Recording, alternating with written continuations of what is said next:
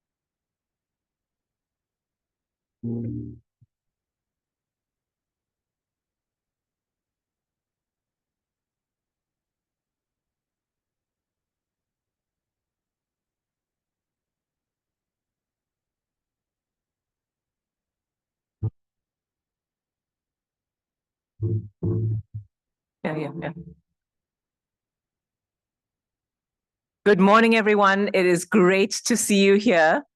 We're about to get started, so I'll encourage you to move closer to the podium so we can gather, and we will be having lunch at the tables, so you'll return there for your social time. I'm sorry to interrupt conversations. Thank you, Raj.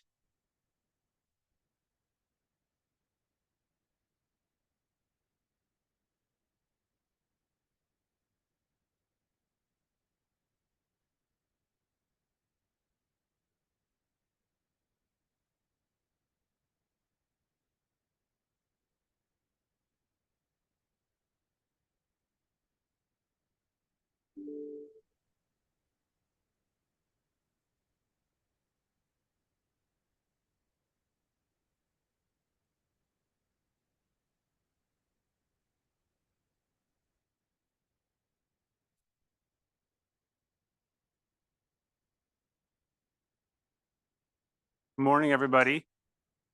Thank you for being here, and thank you for coming forward. We really appreciate that. We hope that this is an active discussion throughout the morning, so please feel free to raise your hand, ask questions, participate. And Ruan and I are very happy that all of you came here in person, and there's quite a number of people who are joining virtually from outside of Boston, and many in other countries. And so welcome, everyone is very valued here, and thank you for joining. I wanted to start by briefly describing the scientific working group, the HIV and malignancy working group that I lead together with Ruan Barnabas. My name is Scott Dryden Peterson, and I'm at the Brigham Women's Hospital and Botswana Harvard Health Partnership. There are three aims for our scientific working group. The first is to catalyze connections between all of us in this room and outside of this room, to leverage the data and specimen resources that we have across the Harvard CFAR and other resources. And three, to support early stage investigators new to HIV and malignancies to try to help make sure that they can succeed in this important area of inquiry. And one key part of this scientific working group is what we're doing today. And we're trying to, this is part of catalyzing connections. We hope that this meeting allows some new connections to be formed and new collaborations to start.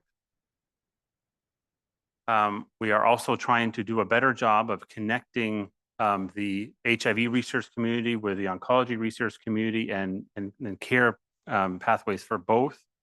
This is a project looking at access to cancer clinical trials for people with HIV.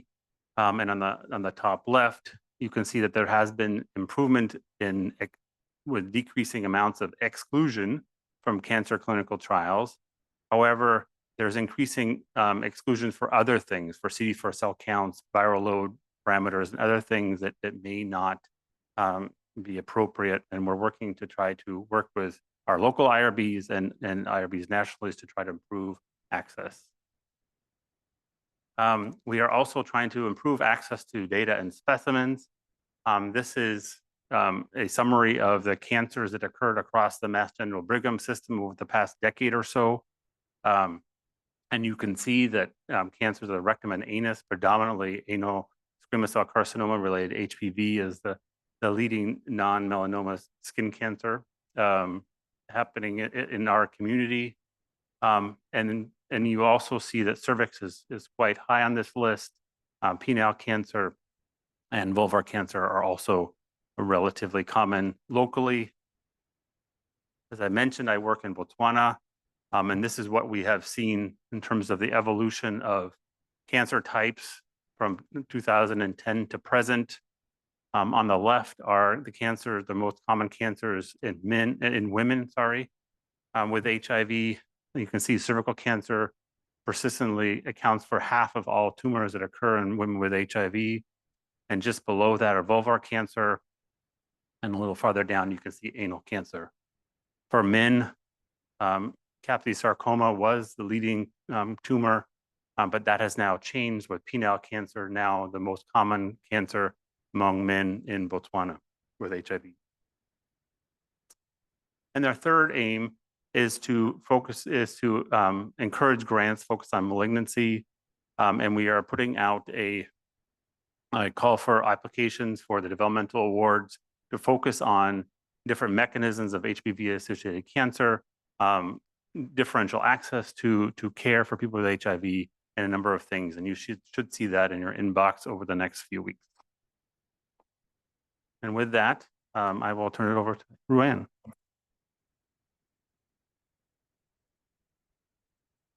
Thanks so much, Scott. Welcome, everyone. It's really great to see you all here this morning. As Scott and I were preparing for this yesterday, we wanted to be sure to talk about the uncertainty of this moment, that there is a lot of uncertainty around how we will deliver the services that we want to deliver. And at the same time, it is heartbreaking to see services stopped, which we know are life-saving. Yet, we have many strengths, and we want to lean into those strengths that we have, the most valuable of which is each other, the partnerships we have, the community we have, and And that is something that will sustain us in the next steps. We also want to lean into science. It is immensely rewarding to do science that impacts health. And this is something that we bring to the table. It is a contribution that does impact health and brings us immense professional satisfaction. And so let's lean into the things that will sustain us, sustain our community. And so today, I welcome you to be active in the discussions, to think about ideas, to think in the medium and long term about the impact we will have. And so I'm really delighted that you're here, that you're spending your time and energy here. And it's my great honor to introduce my friend and dear colleague, Professor Nelly Mugo, who is our first speaker. Professor Mugo is duly appointed at the University of Washington as a professor of global health. And also she is appointed at the Kenya Medical Research Institute at KEMRI. And in addition to that, she also leads a clinical trials unit, PHRD. Her career has focused on HIV, HPV, and on cervical cancer. She trained in obstetrics and gynecology, which I think is one of the proudest badges that she wears. And really her focus has been on women's health and in changing the course of health for women. She has many academic accolades, but one of the things I love about Nelly is when we are together at PHRD, what I love about her is how she connects with individual participants, always listening to their stories, encouraging them, helping us solve complex problems. And this ability to both be brilliant scientifically and connect with individual people is a strength that all of us can hope one day to emulate. So Nelly, we're just so thrilled to have you here. Thank you for making the long journey from Nairobi, and we look forward to your presentation this morning.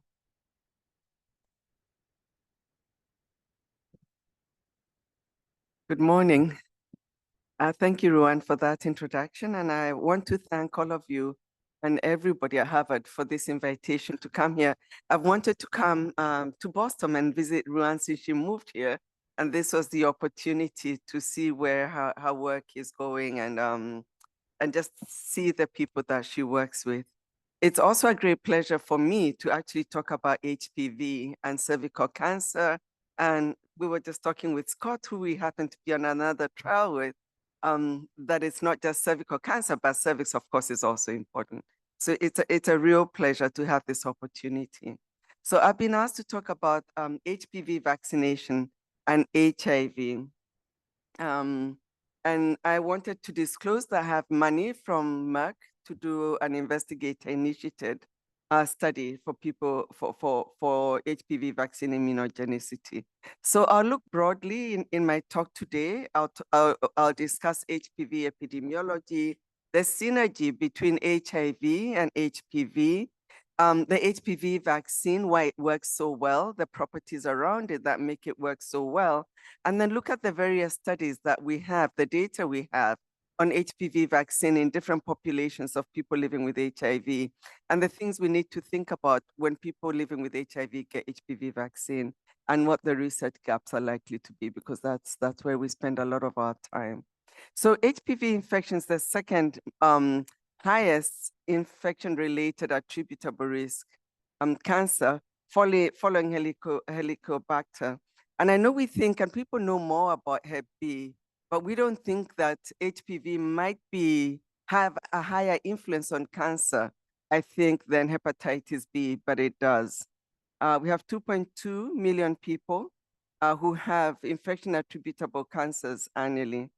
So what is important is that this, I think, is common knowledge, that we have 12, though initially people talked about 15 high-risk HPV infections across the many various other HPV infections. And the HPV causes an estimate of 5% of all cancers. So if we can get rid of high-risk HPV, we can get away, we can get rid of 5% of all cancers, which is a pretty big burden. But I think the thing that gives weight to cervical cancer is that 85% of all HPV-associated cancers is attributed to cervical cancer, and 99% of all cervical cancers are caused by high-risk HPV infection. So you can see that link is really, really strong and tied together. And that 70% of cervical cancers are due to two HPV serotypes, 16 and 18. So that just brings our focus closer. But overall, across all these HPV-associated cancers, HPV 16 is the most carcinogenic. So there's a lot of focus on what to do with HPV 16. And then we have the other cancers, and you can see that HPV causes orogenital cancer. So it's vulva, vaginal, anal, penile, and head and neck. And I think Scott just told us that they're seeing a lot of penile cancer in Botswana, which hasn't been happening previously. Penile cancer has been a very rare cancer, and I always say that if penile cancer was as common as cervical cancer, we'll do more, and that wasn't a wish to increase penile cancer at all. So this 90-70-90 is the World Health Organization strategic goals for elimination of cervical cancer, which helps us be targeted in this goal with bringing together all stakeholders and bringing resources together towards its elimination. And the elimination goals is that we should have 90% of all age-eligible girls vaccinated by the age of 15 years, and 70% of eligible women screened with a high-risk test, and that's HPV now, at least twice in a lifetime, and 90% of lesions treated. But I only talk about the first one, which is vaccination. And when they looked at the strategic goals, they said if we implemented this, we could have a 30% reduction in mortality within a fairly short period of time. So the issue of elimination is real. The target for elimination, the threshold, has been 4 cases per 100,000 women. And you can see several countries are already there. The US is one of them. Though people living with HIV continue to record high burden of disease. So the problem hasn't gone away. And then you can see the other countries in low middle income countries still carry a very high burden of disease. And 15 countries in sub-Saharan Africa carry the majority of this disease. And this is a disease truly of iniquity because we know what to do to prevent this disease. So you'll see the areas that have highest disease burden have low socioeconomic status, and countries with higher income have lower disease burden. And actually the data from the 1940s showed that high-income countries had equally high burden of cervical cancer that we continue to see in the low middle income countries. So the last estimate showed about 600,000 cases every year and about 340,000 deaths every year from a preventable disease, and 90% from LMICs. However, East Asia, out of the sheer number of people, of women, carry the highest actual number of women with invasive cervical cancer. And that can be easily lost because we focus on the concentration per population. So sometimes we lose this view of the actual women suffering in other parts of the world. The iniquity in disease burden is most seen when you compare mortality rates in Switzerland and Eswatini, with Eswatini having the highest burden globally, with 55.7 per 100,000 years and 1 in 100,000 in Switzerland. So I don't know if that means that if you have resources, you can take away the disease, but I think it's more than resources. It's how you use the resources and where you prioritize. And because I'm talking to people in the US, I thought that I'll just add this here to remind us that even within this country where there are resources, there's a lot of disparity geographically within the US. That you have about 4,000 deaths every year. And every time you see cancer deaths, I'm reminded that they're preventable deaths, and 12,000 new cases. But when you look at the racial disparity, again, you see that the highest burden of disease is in American Indian and Alaska Natives, followed by the Black non-Hispanics and the Hispanics, and then the other communities. So again, race and I think also income disparities. So burden of HPV-related diseases is really high amongst people living with HIV. And what's been shown is that people living with HIV are less likely to clear HPV infection. that they have higher rates of disease progression over a short period of time, and that adolescents living with HIV have a threefold more likelihood of developing high-grade disease. So people often get HPV infection. I think the data shows about 80% of sexually active people will have an HPV infection within 3 years of sexual activity. So the challenge really is clearance. So what drives the persistence of HPV infection? So the reason I'm going through this is a reminder of why we need to focus and strategize on how to target prevention towards this population to keep them protected. So these two viruses have a lot of synergy. I think we already saw this overlap, but also it's been shown that 20% of cervical cancer can be attributed to HIV infection. So the question in mind is then, what happens to disease burden if you reduce HIV? What happens to HIV if you reduce HPV burden, and what can you do about it? So I think I've already talked about this, about higher prevalence, persistence, and increased progression, and that they get the diseases at a younger age. So because I'm in women's health, I often forget about men. So I'm trying to be careful and add a slide and say something about men. Globally, the prevalence of HPV in men is actually higher than in women, but they have less persistence. And oropharyngeal and anal cancers are more common in men than women. So we still cannot neglect men. When we look at attributable risk for disease, anogenital warts, 100%, anal cancer, 71%. And the reason this is important, though in the US you do vaccination for all, there's been this discussion on HPV vaccine, whether we should use the terminology of gender neutral or vaccinate all. And I think we're inclining towards vaccinating all, because there are areas whenever you talk about gender and sexuality, it switches people's thinking and biases them away from putting resources into intervention. And it's easier because we don't talk about gender neutral measles vaccine, right? We just give everybody measles vaccine. And I think we need to carry that same hat for HPV. And 45% of penile cancers are attributable to HPV infection. So there's been observational data for a while now showing this association with HPV infection and the risk for HIV acquisition. And this was further supported by this analysis. VOICE was a large trial, HIV prevention trial done in South Africa. And Ruan and her student Gui then did this analysis and looked at the samples from this prospective data, which supported what had been seen from other observational trials, that people with prevalent HPV infection had a twofold increased risk of acquiring HIV infection. So in addition to preventing HPV-associated cancers, it's possible, because we don't have direct epi data, that vaccination with HPV could possibly also reduce incident HIV infections. I put this as the last epi slide to say that HPV vaccine is still needed even in the era of heart. In this data that was done by Dominique, it shows that if you look at the data, risk on in the year of publication, before 2013 and 2013 and after. 2013 after, most people had heart, and you can still see that the risk remained high, that the risk remains high in high-income countries as in low and middle-income countries. So we still cannot move away from this burden of disease, even when we have widespread use of heart and management of HIV.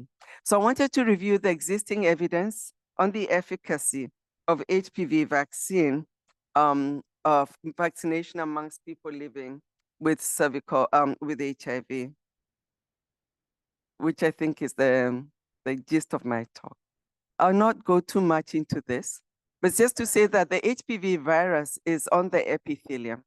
So, usually you'll find it in the junctions, in areas where there's a junction between squamous epithelium and columnar junction. It's mostly sexually transmitted, but not always, because there are warts. It just needs a skin-to-skin contact, and it's only persistent infection with oncogenic types that really drives the infection. And why does natural infection then protect more? You know, like if you have measles, you will not get measles again. But this is not true of HPV infection.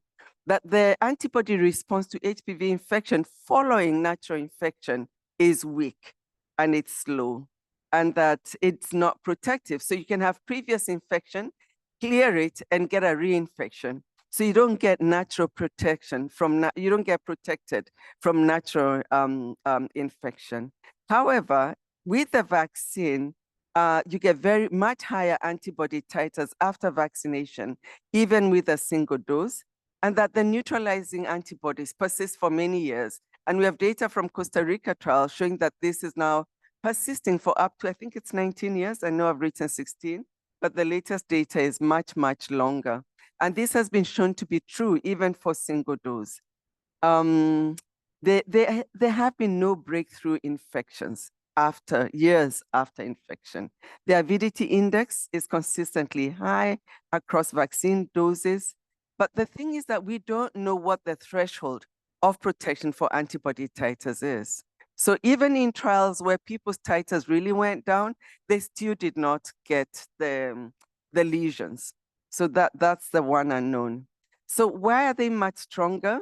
Is because natural infection is on the epithelium, but this intramuscular injection seems to raise more antibody response than having the skin-to-skin contact in natural infection.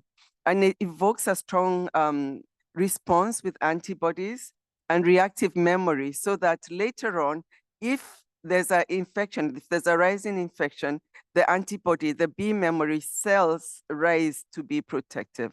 So why does the antibody protect against infection? And how does HPV infect basal epithelium? I'll try and go through this very quickly because I think my time's running thin. So I'll try and not spend too much time here. But that after the infection goes on the skin, you need the injury for the response to happen and for the IgG to rise and have the B cells raise the antibody response. I think I have too much data here, so I'm gonna move away from this very quickly. I think you don't need a 101 class on vaccines, but it's just a reminder that the thing that helps humans survive is this response and protection from infection that gives you this B memory, the memory of what to do, of your body to give antibodies after initial infection. And these B memory cells are important, and I'm coming to them because we'll talk about them when we're talking about people living with HIV and their response to HPV infection. That you have two responses, you have the plasma cells and the memory B cells. And the B cells, the memory B cells are really important for long-term immunity. So this is across all infections, that having a strong B memory cell response is what gives durability of protection. But amongst people living with HIV, the chronic immune activation induces dysregulation of B cells. So it disrupts the immune response and it reduces vaccine-induced memory. So this is what becomes unclear on durability of HPV and vaccine amongst people living with HIV. So we go back to the primary prevention, which was HPV vaccination. And we said that we want 90% of age eligible, but in the US, I think your guidelines are 9 to 26 years, but that women up to the age of 45 can receive HPV vaccines. The HPV vaccines work well. I think the proof is strong. They work really well across populations. We have 4 registered HPV vaccines, and they've all got a protection over 95%. And we have years of data on this. I think I've talked to this on the US guidelines. They vary by countries, and they've allowed vaccination for even older people. So we'll look at what does vaccination for people living with HIV look like when they're over the age of 27 years. So how do we translate this from the guidelines? And what about lower dose schedules for people living with HIV? So looking very quickly at various data for people living with HIV in different types of populations. So I think in the US, the highest burden is in the MSM community. And this early data by Palevsky showed that for people who were naive, who did not have previous HPV infection, they were protected from vaccine types. I think that's the biggest result from this trial, and that they persisted, that you had this plateau of continued high levels of antibody. But for people who had prior infection, they were highly likely, they had a higher burden of infection after vaccination. Now, in this other trial by Wilkins, they showed that vaccination did not protect MSMs over the age of 25 from anal high-risk HPV.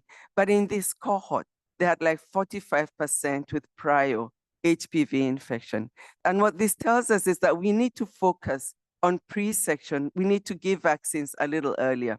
It doesn't mean that we don't vaccinate the other age groups, but we need to really focus and make sure that we vaccinate our children, our people at an earlier age. This is a trial that we did in Kenya in my clinical trial site. I have a little bit fewer slides from this. We vaccinated 180 boys and girls at the age of 9 to 14. We followed them up now for 8 years to look at their response. We had no limit to CD4 count or viral loads. And there were most of the adverse effects was injection site. It was really, really safe. And we have not seen anything different in adverse events in this population. So most of them had a seroconversion, but their titers were much lower than the cohorts of people living with HIV in the US. And I think it's because their CD4 count and they had a lower level of immune suppression in this cohort. So HIV viral suppression was associated with much lower HPV antibody titers across, and CD4 count, again, low CD4 count was also associated with lower titer. And this persisted up to 4 years. That was published data. So you can see the difference. The blue line is the children who did not have detectable HIV viral load, and the red line are children who had detectable viral load. But you can see it's continuous. They still retained, though lower, they retained the antibody response. We haven't published the data we've looked at recently at 8 years, but we haven't had any HPV infections of the vaccine serotypes 8 years later in this cohort, though about a quarter of them had unsuppressed virus. So the vaccine worked really well in that population. Then I looked at data this was a publications of data for children in the US who are vaccinated at ages 7 to 11. And most of the data on people living with HIV is with 3 doses, and they followed them for 4 to 5 years. They also had a sub-cohort of 30 who had a booster vaccine. So seropositivity was similar, whether they got 3 or 4 doses. And again, they saw this correlation with CD4 count and HPV antibody titer. And though the 4th booster dose increased their titers and persistence, they were still very similar to the 3 dose. So for those whose titers had gone down, the booster dose pushed up. But remember, we said we don't know what the threshold of protection is. So, so they've had persistent antibody for most children living with HIV, and I think I've said this again. I don't need to repeat that. So the 4th dose may sustain a longer immune response amongst people living with HIV, though it was just a cohort of 11.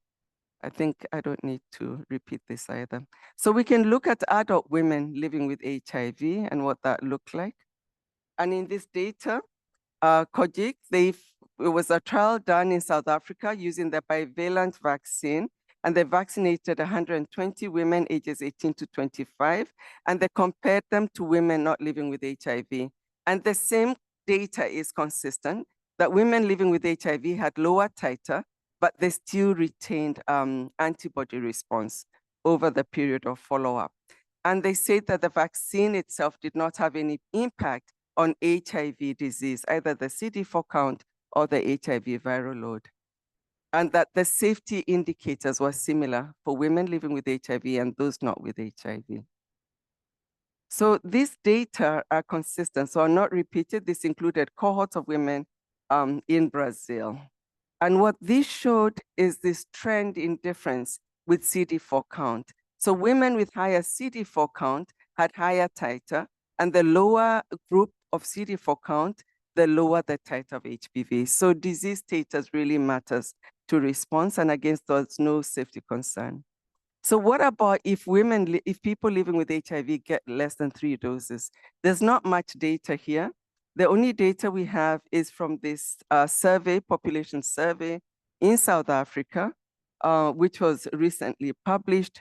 And they did a population level surveillance of populated people. So it wasn't a trial. And they looked at girls ages 17 to 18. So they did the first primary surveillance before vaccination and after vaccination. They said the population coverage was 72%, but this was not specific to the girls who were selected in the survey. So it's a few things are unclear. So when in 2021, they enrolled girls living with HIV and girls not with HIV, they found on a population level, a reduction of HPV 16 and 18 was 35% lower. Because there's been this question, if we do a single dose, what will happen at population level? So in South Africa, we continue to see that the vaccine has impact on a population level with a lower dose in a population with high HIV prevalence. So there are several trials you can look up which have ongoing data looking at various dose schedules, because the dose schedule question remains, looking at the nanovalent vaccine, looking at boys and girls in Europe, in South America, and in Africa. So a number of these, some are ongoing, some have stopped. Unfortunately, I think the trial in Eswatini had been fully enrolled, but it's been stopped because of the issues that I have arisen with USAID funding, but we hope it will reinitiate because it's looking at 2 doses for young people living with HIV. It's a result we were keenly looking forward to. So I'll not go through this in detail. I'd encourage you to look at this modeling work that looked at what the population impact of vaccination is likely to be, even in population of people living with HIV. But the thing to note is that if we only vaccinate, it would take a long time in populations with high burden of HIV to reach towards elimination. I haven't shown that slide, but we need to do both screening and treatment of lesions in addition to vaccination. I just put the issue of therapeutic vaccines there. There's no work done for people living with HIV, but I think they give a real possibility of impact if we could have a therapeutic vaccine that treated people who were HPV, who were infected with HPV. So in summary, people living with HIV have a robust and safe immune response to HPV vaccination. And that the vaccination does not adversely affect their HIV disease. On durability of immune protection, we have data now for 8 years, and I think we have other, we don't have very much longer than that. Don't have a strong data for people not living with HIV. So we don't have adequate data on durability of protection. When HIV disease is not well controlled, it results in low HPV titers, but we don't know what impact this has on efficacy of vaccine. So the vaccine is most beneficial given prior to exposure, and the correlates of protection are unknown.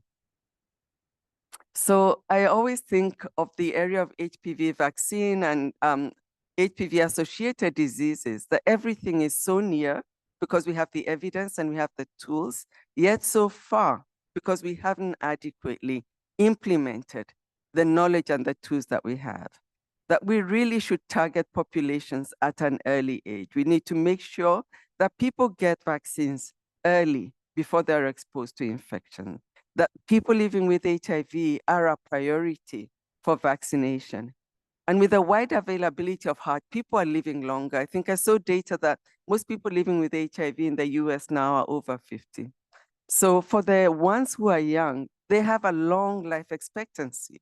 And it's important that we protect them from all diseases and from malignancies.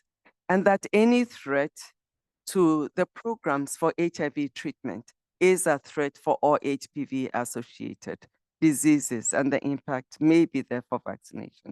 So we need to optimize our strategies to increase coverage for vaccination. And we need to combine screening and treatment of precancers for real impact for all these diseases. So we still have gaps in research, in understanding the duration of protection for people living with HIV. What about sustained protection with vaccination if people get vaccinated and get infected with HIV after vaccination? We don't know what the answer is. Should people living with HIV get a fourth booster? We're not very sure. What happens if you have a lower dose program? I think Ruan is doing some work to answer that question. And we don't have a lot of data with nanovalent vaccines. So I got this from Maribel from the WHO, and I really like what she says here, that elimination of cervical cancer is a commitment we should make feasible to women and girls, and now men, because I can't imagine penile cancer. It's equally horrific. So we need to make an effort and make sure that no one is left behind. These cancers cause immense harm and can be prevented. We lost Lynette Denny last year. And I always like to remember her because she taught me to do corpo and lip. And she was a strong advocate for women's health and prevention of cervical cancer. So thank you very much.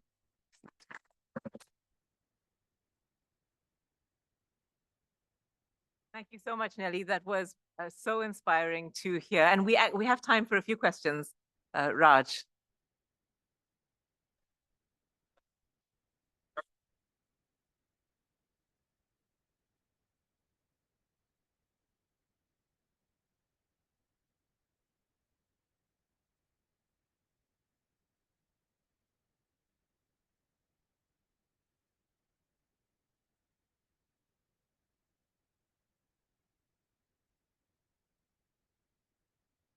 I think it's more of the oropharyngeal cancers.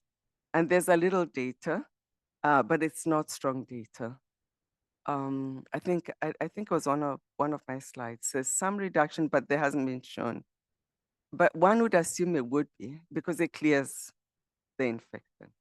Now, on the mucosal level immunity, because they say the intramuscular injection elicits better protection than natural infection, because natural infection is at the epithelial level. And it's the plasma, the long-lived plasma cell, that on later on infection raises the antibody, the IgG response, that then becomes protective at the epithelial level. But I hope I'm answering your question. And remember, I'm not an immunologist. Disclosure.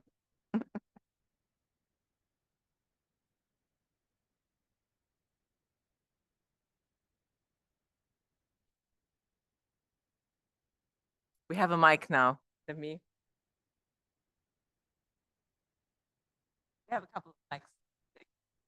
Thank you. Thank you for a great talk. It's great to see like the HPV vaccines work really well, even in people living with HIV. Just curious, like from the COVID pandemic, now we know those mRNA vaccines work great. Like they have like higher antibody response. They could potentially cover more subtypes. So I'm just curious if there's work going on for like mRNA vaccines for HPV as well that could potentially, for example, decrease the number of doses required. Oh, so whether mRNA vaccines would reduce the number of doses?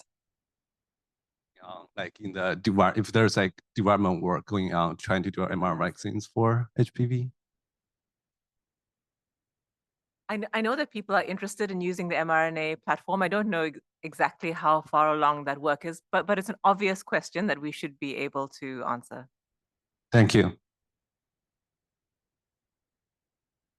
Very much for the great talk. I'm Lakshmi Ganapathy. I work primarily in India, where the country is just about introducing HPV vaccination for young girls. And I'm not sure when boys will be eligible. Listening to your talk, I do a lot of work with adolescents in key populations, including sexual and gender minority adolescents. How have countries in low and middle income countries strategized actually being able to deliver these vaccines to populations that are hidden and are currently not actually covered by national vaccine programs? I think my understanding of that space is more about resources. Because in countries where they have resources, they're doing vaccination for all. But those of us who are dependent on donor money, then they're prioritizing cervical cancer. So I think the advocacy work is to push harder. I think the call is upon us to advocate. But then again, we've just come out of a space where there was a shortage of vaccines. And I think now there's more vaccine available. So I think there's space for that is more open. But when there's a limited volume of vaccines available, I think it made sense to prioritize young women. So I'm in agreement with you that we really need. And where I come from, when we focus on young girls only, it creates a lot of vaccine hesitancy. So if you look up on the issues, I didn't talk about vaccine hesitancy today. And there's a lot of rumors around fertility, that girls who get vaccinated. So every time you remove the gender aspect, then you also take away that stigma question. Professor Muga will be here through lunch, and we'll look forward to asking more questions there. I think in the interest of time, we will move on to the next talk. It's my great pleasure to introduce Professor Elizabeth Brown, who is a biostatistician and a professor at the University of Washington in biostatistics and a member of the Fred Hutchinson Cancer Center. She has designed pivotal clinical trials in HIV and HPV and is the lead statistician for many NIH-funded networks. And she'll help us think about clinical trial design moving forward in an era where we have highly effective interventions. So welcome, Professor Brown. Thanks, Rand. I just want to test that this has a pointer. That's good. There is a part where I realized I should have labeled stuff so I could just refer to it verbally, but I do need to point. Okay. We are. So as Rand said, what I'm hoping to do today is to introduce the trial that we've just begun implementation on. And I say we, it's not me because I'm the statistician, but Ruan and several others. And in doing so, in introducing this trial, to have us think a little bit more about how we might change how we analyze HPV vaccine trials. I think we have a historic way of doing things, and it's important to continue analysis in that historic way so that we have comparability between trials. But I think especially as we move to designs, and we're seeing this in HIV prevention and now HPV, where we have highly effective interventions that are already out there, we need to think very creatively about how we can improve our designs and improve our analyses so that we can increase power and get more information from the very few endpoints we're going to end up having in these trials, hopefully. I mean, that's our goal. As a statistician, it's always hard. We're like, oh, we want lots of endpoints. In reality, we want no endpoints, right? We don't want anybody getting sick. So, oh, this is not the right slide set. I sent it this. I don't know if you can change it. Unfortunately, that might take me a minute. Thank you. So I'll just start talking. I don't need slides. Actually, the first one is a graphic, so I wish I had caught it when I started the introduction. But some key points I'm going to talk about that I'll just cover right now before we get to those slides. One is how we design HPV vaccine trials. So typically we enroll a group of, this is in young women I'm specifically talking about, we enroll a group of young women who are sexually active, so we expect them to be at risk for acquiring an HPV infection. At baseline, we don't know whether they're already in the middle of a persistent infection or if they have a history of infection that puts them at different risk for a persistent infection during the trial.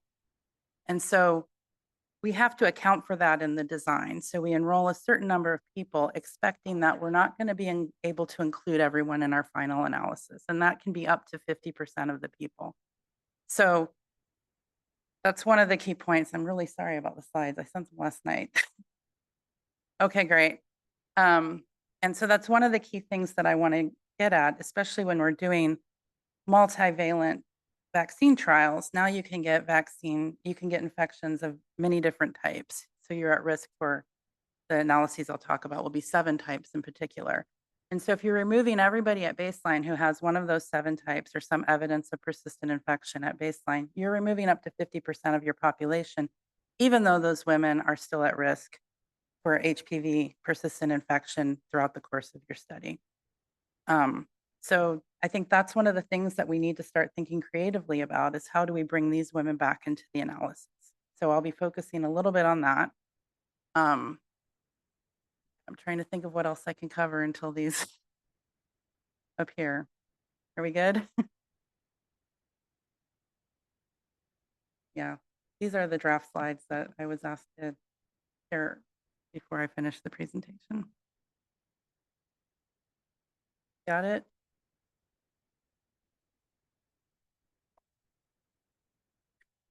Yeah. Yeah, that'd be great.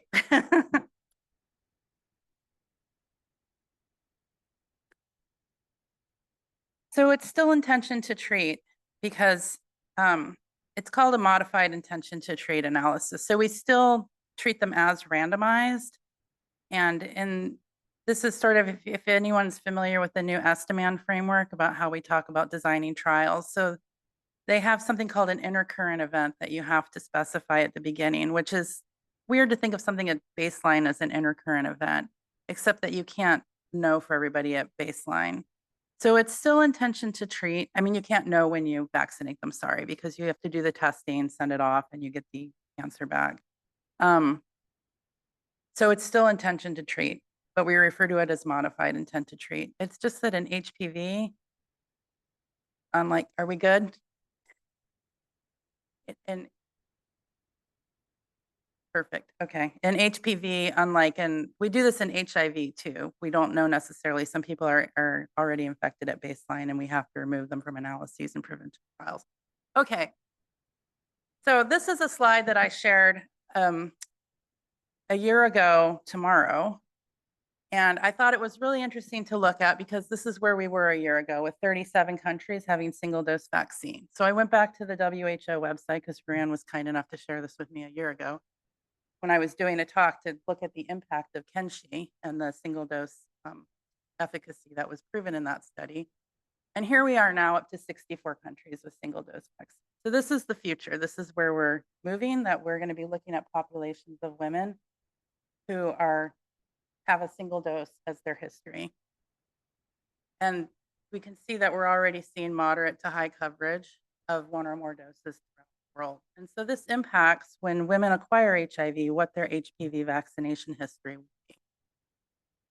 But as Nellie already shared, we don't really have a lot of information. There haven't been large studies on women living with HIV and how many doses they really require to protect them. So that's where we stand right now. We have different recommendations from WHO and CDC as to how many doses women living with HIV need to protect them. And so what we really need is additional data to help guide public health policy. So that's where this study comes in. So this is a study that's enrolling right now. It's called HOPE-2, which I don't think has anything to do with, I don't actually, or Brianne can tell us later. So it's looking at an efficacy of a single dose vaccine in women who had a single dose of the vaccine before acquiring HIV. And here's the study team, and I'm the protocol status. It's happening in 3 countries, South Africa, Botswana, and Rwanda. And its primary objective is to test the efficacy of single dose non-valent HPV vaccination to prevent incident persistent HPV of these 7 subtypes infection among women living with HIV who are vaccinated against HPV 16-18 before diagnosis. That's a mouthful and I'll try not to repeat it. Actually, I kind of went through some of this verbally. I think the one thing I want to pull out here is the outcome, which is persistent infection. And just to note that the way that's typically designed in clinical trials is 2 positive tests consecutive, at least like 4.5 to 6 months apart of the same HPV type. And I don't want to go through all these words because I have a picture that's better. So we enroll women of a certain age group. And this one, I think I have it on the last, just to be there, yeah, it's women age 15 to 20. We don't know at that time when we randomize them and when we vaccinate them, whether they're in the middle of a persistent infection or they already have an indication of previous persistent infection through an immune response. So they're randomized between the two groups, HPV vaccination immediately or a control vaccination. And then at the end of the study, everybody will have had a single dose vaccination at 18 months. Specimens are collected at 0 months, 3, 6, 12, 18. And it's these swabs here that are collected that determine the endpoint. And these first two swabs determine whether you're part of that primary analysis set. So these first two swabs will identify whether you likely have or possibly have a persistent infection. And then that will determine the subset of people who are included in the analysis. So here I've made this a little more clear, I think. The analysis set are those people who are negative for all types that you're analyzing at both the 0 and 3 month visit, and also negative for the antibodies. The endpoints look like this. I haven't included people who don't have an endpoint. They're negative, negative, negative. But these are the ways that you can end up being defined as having a persistent HPV infection.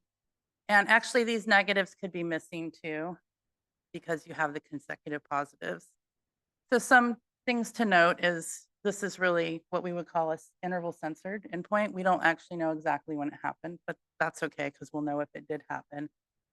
And we don't know necessarily when it ends because we do this testing every 6 months. So the key being that you wouldn't in this study look at recurrent infections because we're not following women long enough. But if we wanted to look at recurrent infections, these are some of the kind of complications that we run into. Okay. So how do we determine the population size here? So I'm not going to repeat the primary analysis, but here's some key assumptions. As I said earlier, we expect only about 50% of the participants to make it into this modified intention to treat analysis. Based on Kenshi, we assume an incidence of persistent HPV infection to be about 9 per 100 person years. And this is a little on the conservative side. In Kenshi, it was closer to 11. And then a loss to follow-up of 10%. And I think this is actually much higher than we expect. We have amazing follow-up in these studies, which is a great credit to the sites and the site staff, their hard work. So based on all of this, 90% power, we want to detect an 80% vaccine effect. We expect to need 750 people or 375 per group. So I said this to somebody recently who thought that was a really big trial, and maybe I'm just really used to gigantic HIV prevention trials. I mean, for this population, which is hard to find, it's a big trial, but this actually seemed, I was like, this can't be right. This seems really small. But now I'm going to share some analyses and talk about some analytical considerations and some reanalyses I did of Kenshi to illustrate these, which make me feel really happy that our sample size is actually perfect. So one of the things I'd like to point out is that the primary analysis is based on a composite endpoint. So it's just whether you got a persistent infection in one of these HPV subtypes that were of interest, right? So that's typically we think of a composite endpoint as like, you know, if you're doing an HIV treatment trial, it's time to progression to AIDS or death. But this is really composite across many different HPV types. And as I mentioned earlier, this really significantly reduces our analysis population because we need to exclude people that we don't think are at risk for our endpoint. However, those people we exclude, a lot of them are still really at risk. They're at high risk for the HPV types that they didn't have at baseline.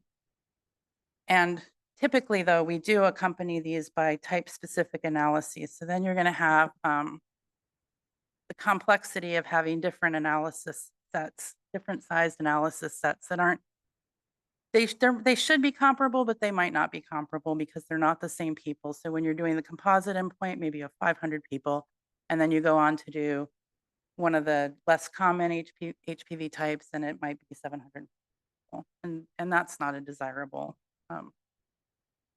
thing. The other thing I'd point out about the HOPE-2 trial, and typically I don't do this, but I was more concerned with the idea of having really rare events here. So it's powered as a binary outcome using Fisher's exact test. But typically we really do want to look at things like a Kaplan-Meier curve or do a Cox proportional hazards analysis to be in line with how we design and analyze other vaccine efficacy studies. So I'm going to talk about some ways that I'm trying to address these concerns and hopefully not go over time. I told Ruann to tell me when I need to stop talking. Okay, so this alternative analytical approach that I'm proposing is a multivariate endpoint model. And so the way that I think of this is it essentially shifts our analysis from a person level, where I'm like, any infection in this person I want to prevent, to the infection level. So I'm trying to prevent all these types of infection. And so I'm going to treat them separately as separate sort of observations, units of observation. Participants contribute to these infections based on the ones that they're at risk for at baseline, and it excludes many fewer participants from the modified intent to treat analysis. And crudely, it provides an efficacy estimate that's like a weighted efficacy against the different types.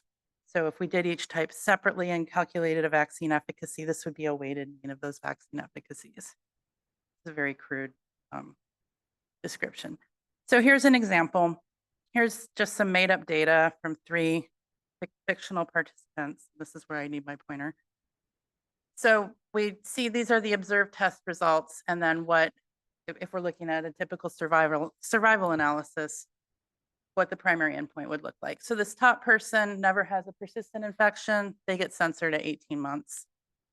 This middle person has a persistent infection at baseline, so they don't contribute at all, just a blank space.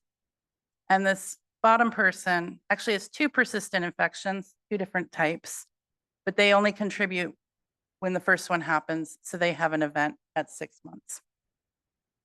In the multivariate analysis approach, the top person contributes to 4 different types, censored at 18 months for all those types. The middle person now contributes. They're not excluded from the analysis, but just this one that they were persistent for at baseline is excluded from the analysis. And then the bottom person actually contributes both events to the analysis. So I took some data from Kenshi to sort of see what would this look like with real data. And I randomly selected a sample size that's about the same size as what we're hoping to see in HOPE-2.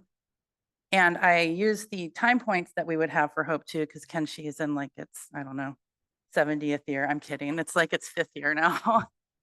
So I wanted it to be as comparable as possible. And these analyses actually gave me a lot of optimism for what we'll be able to detect. So here's the composite endpoint. And you can see we go from, I should mention, I'm comparing bivalent to non-valent to be as close to HOPE-2 as possible. We really lose more than 50% of the population from going from this, who we've enrolled, which are these randomly selected participants, to our modified intent to treat. Very few events. We still are able to estimate this 88.2% efficacy and rule out that it's, rule out the null hypothesis of being ineffective. This to me is super exciting for HOPE-2. Like I saw this and I was like, yes, okay, we're on the right track. Sample size is going to be perfect. We should be robust. Here, when I do the multivariate endpoint though, I get pretty much the same estimate of efficacy, which is exciting. But look how narrow that confidence interval got. It gives us a lot more confidence because we're using more data. We go from, in the bivalent, 14 to 40 events, and in the non-valent, 2 to 5. And actually, this is mostly because of the people we brought back into the analysis. There's only like 2 people who have events of more than one type. So we bring all these people back into our analysis and we are getting a lot more power and a lot more efficiency and information. The other thing I'll quickly go into is methods for very few or no events in one of the arms. And this is a paper that recently came out from some statisticians at Gilead who are motivated by highly effective long-acting PrEP and their hope, which they did see, of having no events in the long-acting injectable arm. We saw that in lenacapavir in the women. So they came up with an exact method for getting a confidence interval around a hazard ratio, and I thought I would just test it out in this data as well. We can only do it for the composite endpoint at this point because there's not a method for the multivariate endpoint. And we see we get very similar confidence intervals. And I tested it out for some cases where there's 0 events if you're looking at a type-specific analysis. But it's not really exciting because you're going to get a confidence interval that's like -200 to 100. So at least in the size that we're looking at.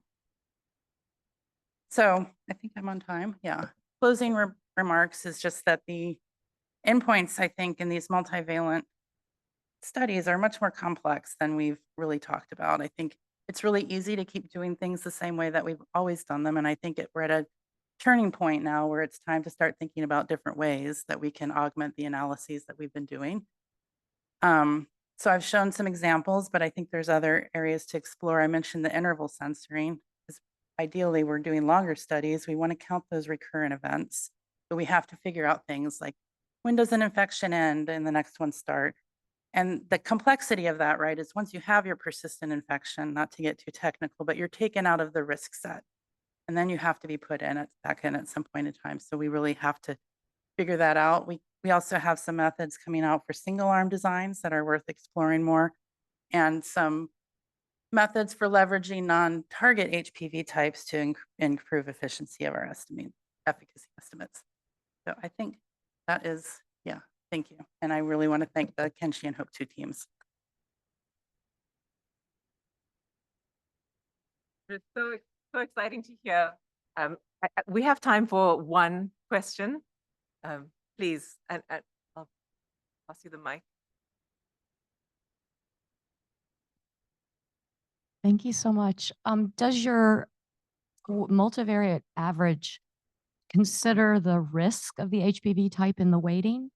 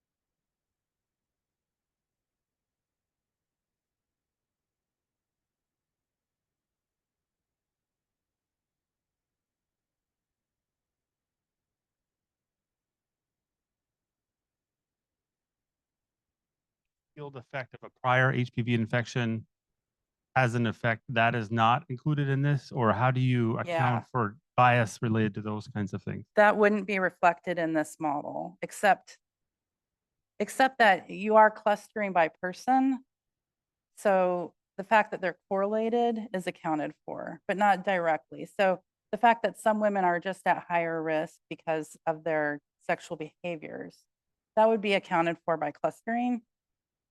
But if one and having that first infection puts you at higher risk for the next one, that is not accounted, or lower risk for the next one. Yeah, it is not accounted for in this model.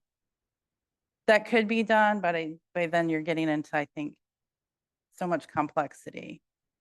But we can explore that through simulations to see how it might impact the efficacy results. That's a great question, though. Thank you. Thanks so much. We wanted this morning to be a real demonstration of how teams work together to solve complex problems. And so we're thrilled to bring a diversity of speakers with such different expertise. And so it's my honor to introduce our next speaker, Dr. Gaurav Ghaya, who is a principal investigator at the Ragon Institute, and he does really exciting work on both HIV and HPV vaccines, and he is directly answering Professor Mugo's call for therapeutic vaccines for HPV. And a quick reminder to everybody as we transition here to please use microphones when you speak so the online audience can hear you as well. Thank you. Well, thank you so much to Ruann for the invitation to speak today. It's really a great privilege to be able to talk about our work in HPV. As Ruann mentioned, focus of my research has really been on T-cell vaccine development and T-cell immunology, primarily on HIV. And we recently began working on HPV over the past few years. So kind of excited to share some of our progress. So I think it's been, it's no surprise to this audience that this kind of work that Ruran and Nellie really led is transformational in the preventative HPV landscape. Really, this opportunity to really prevent against HPV acquisition.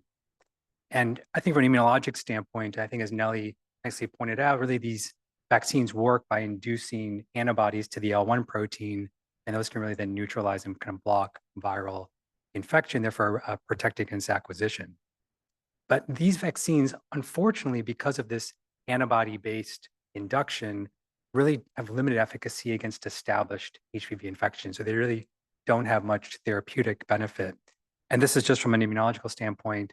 Once you have kind of the epithelium has actually had integration and in the internalization of the virus, the antibodies which work primarily in the extracellular space are essentially ineffective.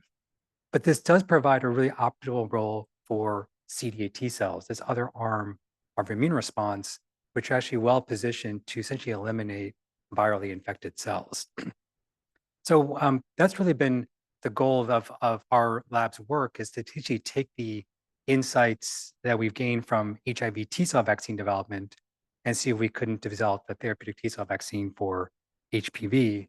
And I think our real goal is to really try to promote clearance and prevent progression across the different stages of intraepithelial neoplasia. So really, all the way from CIN1 to cancer, can we develop a vaccine that could be delivered that could really promote clearance at all stages? So really the current vaccines have largely, the therapeutic vaccines have largely been focused on the E6 and E7 proteins.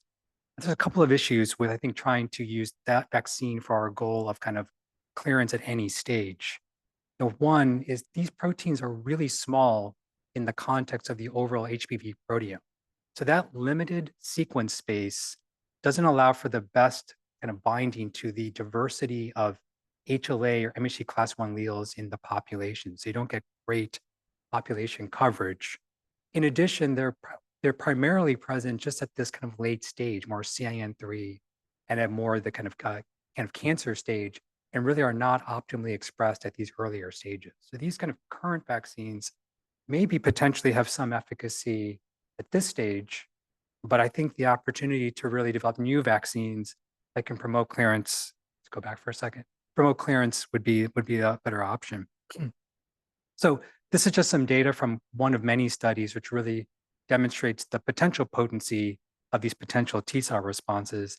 This is just looking at overall survival in cervical cancer individuals and really looking at the number of either E6 or E7 T cell responses, where in purple is the negative set of individuals, blue is having 1 to 2 responses, and in green is 3. It really shows that if you do have T cell responses towards these proteins, they can have bona fide efficacy against cervical cancer.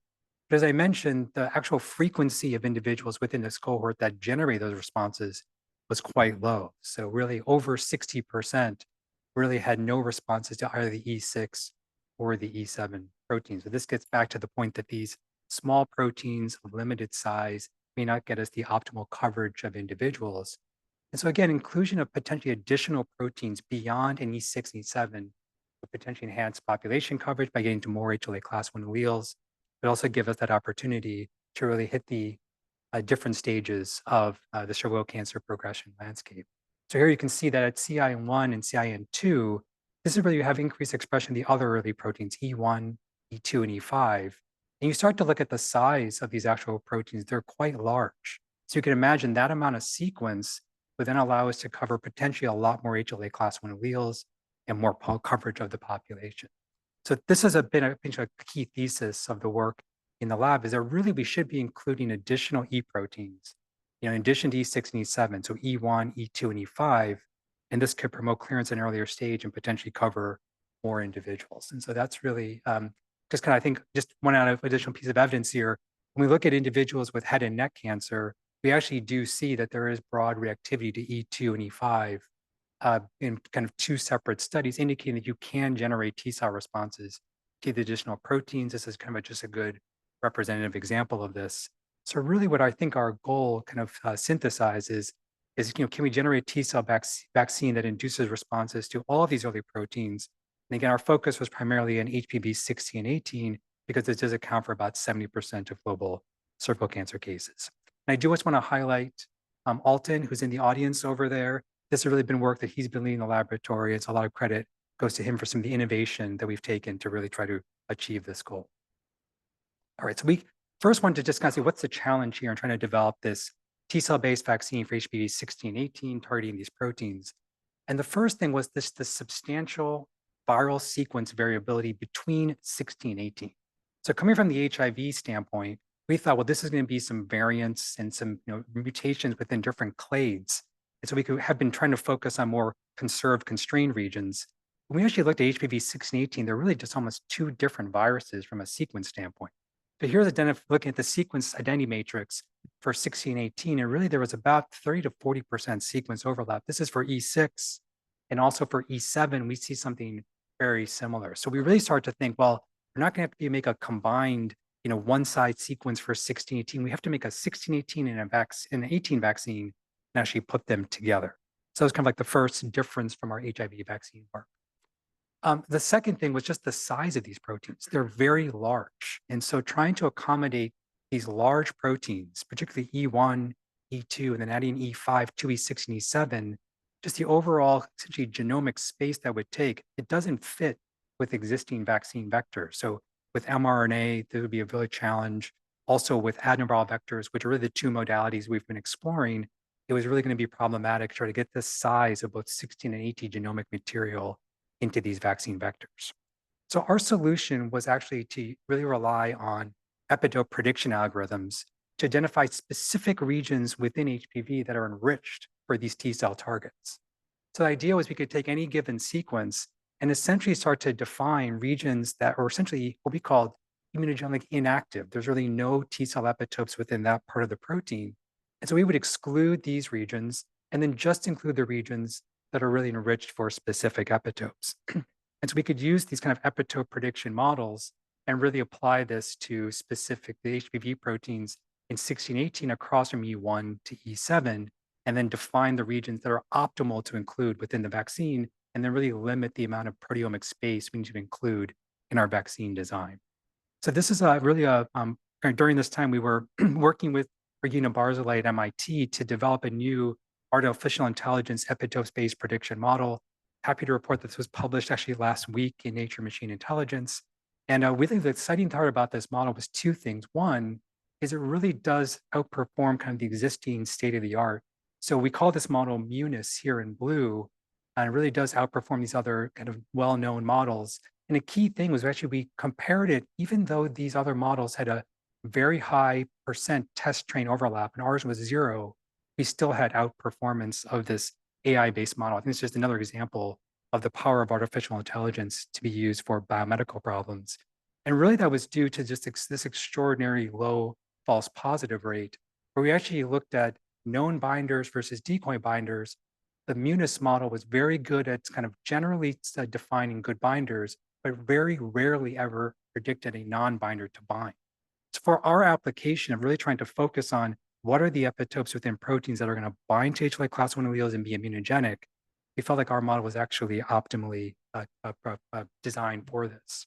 So this is what we did. We focused on 205 HLA class 1 alleles.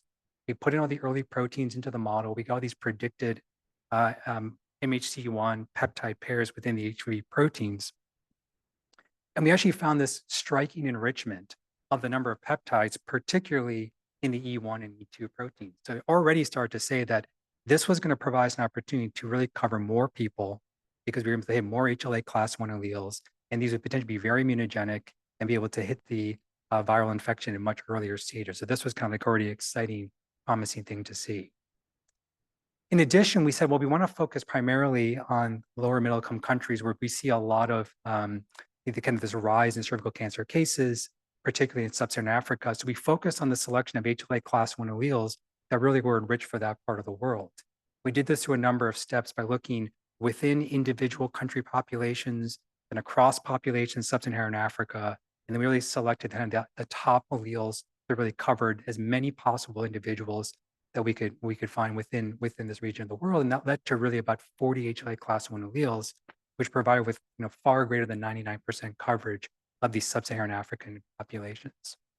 So then the idea was just to kind of show you an example of how we could rationally design these vaccines is we could essentially just define these, I mentioned, immunogenically inactive regions. We want to include these fragments within these proteins for the vaccines. And also we want to make sure we broke up any kind of actually functional domains within these proteins. As we know, E7 is a transforming protein, actually is what causes cervical cancer. So this way the vaccine would have no transformative properties at all. We can basically ensure its safety that way. So the question was how we concatenate these fragments into a vaccine immunogen. This really leveraged work that we did for our HIV T-cell vaccine development, which is excitingly going to clinical trial in a few months. But basically what you find is that if you just try to string together a bunch of epitopes, you don't get the kind of processing on T-cell responses that you want. So here's just a representative vaccine, and these are different T-cell epitopes for BALB/c mice. And we just strung them together, and we should see responses to 1, 2, 4, 6, 8, and 10. If you just string them together, you get just this one response at the very end. But through a lot of iteration, we probably tested about 40, 50 different designs. We found an optimized design that really nicely gets us the kind of processing and then breadth of response that we want across the vaccine immunogen. So we essentially took these insights and we started to design some of our HPV T-cell vaccines. So here's just a representative one for HPV 16. So it's well within the size range and essentially allows us to cover all of these different proteins across HPV 16. I was going to say Alton did a wonderful job then of designing actually a 16-18 vaccine, which was pretty much just at the size limit, but allow us to have one therapeutic vaccine that could potentially cover both of these high-risk strains and potentially be encapsulated within a known vaccine platform. So I'll just say excitingly, this is some recent data. We were able to formulate this as an LNP mRNA. Just going to show data from 2 mouse experiments. We actually vaccinated C57 Black 6 mice with just a prime boost, and then looked actually at specific T-cell responses. This is the data related to HPV 16. And so we gave high doses, a prime boost, and then just kind of looked to see could we induce an actual T-cell response. So I'm just going to show you representative animals. So this is in our PBS control group. And this is an ELISpot plate where we're looking at basically the induction of small purple dots indicating vaccine-induced T-cell responses against different pools of peptides within the vaccine. I think excitingly, our vaccines were very immunogenic and we're inducing really nice responses, not only to say E7 and some of the established peptides, but then really nice strong responses to E1. And in this case, our dual 16-18 vaccine was actually inducing some responses to E2 and E5. So essentially showing this design could actually be processed in vivo and start to deliver, so induce some of the responses against these other proteins. Really excitingly, HPV 16 is actually very similar to HPV 35. So we looked at cross-reactivity and actually saw that these E1 responses for 16 were actually inducing cross-reactive HPV 35 responses. So that would just kind of expand the number of potential individuals who are infected with high-risk strains. So maybe from 70% to 80 or 85%. We did the exact same thing. This is just the composite data, just showing that we have a 16 vaccine that looks very promising, but this 16-18 vaccine also looks quite interesting as well. So we're really kind of trying to explore these vaccines forward. We did the same thing with just an HPV 18 containing vaccine as well. And I'll just say that we saw similar results where we again could see nice induction, particularly E1 responses with these 18 vaccines. And these were also cross-reactive with HPV 45 as well. So just to really conclude, I think hopefully I've made the argument that early proteins beyond E6 and E7, particularly E1, E2, and E5, are promising targets to enhance clearance at early stages, cervical cancer progression, and broaden population coverage. I kind of mentioned the application of our new AI-based epitope prediction algorithm. I feel like that kind of allow us to rapidly identify these immunologically rich regions within the early proteins. I think some of the lessons from our HIV T-cell development were really kind of have enabled the generation of this candidate HPV T-cell vaccine. And I think excitingly, some of these initial mouse studies are showing that these candidate vaccines are immunogenic. We're working in partnership with the Gates Foundation, and they're really kind of helped to accelerate both preclinical and clinical development with some industry partners as well. So I'd just love to make some acknowledgements. I really want to highlight Alton and Subeksha in my lab in leading this work. Ruan has been a wonderful partner in the community with all of this, and we are doing some cohort work with her, part of Kenshi, and many thanks to Nellie and Diane as well. And then our partners at the Gates Foundation. So thank you very much. I'm happy to answer any questions.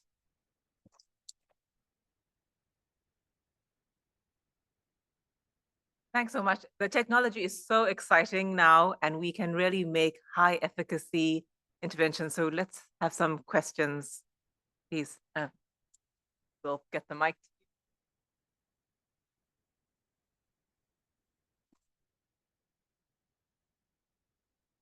Thank you for a great talk. It's a very cool technology. It's great to see like the vaccine like also covers HPV 35, which is really cool. I'm just wondering, like in your AI algorithm, like is it possible to intentionally select immunogenic regions that can potentially cover more subtypes, or this is more like a sweet accidental bonus? Yeah, great question. So we actually did the analysis on 35 and 45 as well. We did find some conserved regions that were kind of sequenced similar across both 1635, 1845. We had thought about maybe including like a little additional piece where we would add in specific 35 and 45 as well. And I think that's part of some ongoing work. But this is again was just really exciting to see that we were reducing this cross-reactive response. If we can cover more strains, that's great. So I think part of our intention going forward is, can we fit in a little bit more to get better coverage? Maybe we'd want to do something outside of 35 and 45 with that additional space, but then continue to explore just the induction of these cross-reactive responses and see how many different high-risk strains can we cover. Raj Gandhi from Mass General, really terrific. I'm excited to see where this goes. Can you remind us, does HPV have any immune evasive mechanisms like CMV or HIV in terms of HLA downregulation or any other immune evasive things that? Yeah, I say it definitely does have some immune evasion properties. Is another avenue of work, and this is some of the collaborative work we're doing with Ruan and Nelly, is to really actually look immunologically in cohorts at some of the clues involved in HPV clearance. So we're actually looking at both peripheral blood, HIV-specific T-cell responses, but then actually very locally with cytobrush specimens. We have another study at MGH, we're looking at biopsy specimens, start to get a few more hints into kind of correlates that are associated with kind of like T-cell induced clearance. So I think this is going to be kind of two pieces of work in parallel. We kind of like build the vaccine, but maybe there's some additional clues from the cohort work on the types of response that we need to be monitoring for and trying to induce. They're going to give us some more insights. So again, I'll just say, new to this and really excited to be part of this overall effort. We just want to learn as we kind of go along with these studies. On. Yeah. Hi, Dan Faden. I'm a head and neck cancer surgeon. And there's quite a bit of interest in therapeutic HPV vaccines in head and neck cancer patients who have HPV-associated head and neck cancers. There's quite a few therapeutics at market. The data, I would summarize by saying the efficacy has been poor, hasn't worked well. And I'm curious if you've looked at efficacy in patients with cancer. Any data there? That's my first question. I would say not probably as closely as you have. So we're still learning in this. But I think from our standpoint, one of the biggest gaps was the HLA coverage. I think that you can give these vaccines, but the E67 are so small, and the amount of HLA alleles that you're actually really going to cover is strikingly low, which I think I tried to say with that one data slide on the cervical cancer patients. We just think that that's maybe a major limitation of the current vaccine designs, but definitely learning more. Yeah, and this raises my second question, which is, there's quite, as you know well, I'm sure quite a few studies looking at pre-cancer treatment with therapeutic vaccines that are at market, and so I think that data has been perhaps mixed, and a lot of it's early. But curious, maybe you already answered it, but how you think this approach differs from those, and why efficacy would be improved, and maybe it has to do with what you just said. Yeah, I would say right now our thought mainly is about the immunogen design. We think that kind of will hopefully lead us to kind of stronger induction of responses and broader coverage of individuals. I think we're going to have to really test the vaccine platforms, and that's going to be a key thing. I think particularly with the kind of cervical cancer indication, a next phase of this is how do we deliver it? Because maybe intramuscular vaccination may not be the optimal way to do this, or maybe other ways to induce better mucosal T-cell responses. So that's also like an active effort in the lab that really kind of coincides with our HIV vaccine work as well, is how do you get this to like the right mucosal site? So things we're going to have to explore. I'm I'm gonna definitely look into some more of the head and neck cancer data. That seems like a lot of learning, a lot of learning.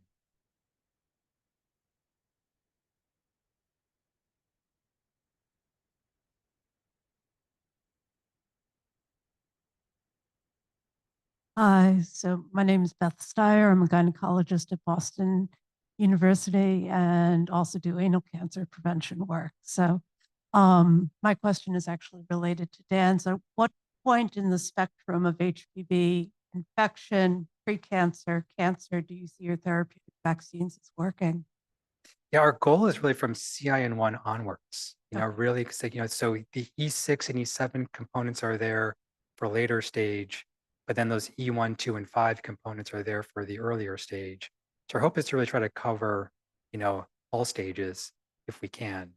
I think there's also probably going to be, we would think, particularly for E2, maybe some efficacy even at a later stage as well. What we've gotten is like the vision from the Gates Foundation is a little bit of, if we could try to increase the vaccination, using Ruan's approach, which is to really say, and Nellie's approach, can we just vaccinate and prevent acquisition, but at that same time, give an efficacious therapeutic T cell vaccine that could clear infections, so you can clear any existing infection, prevent acquisition of any new infections.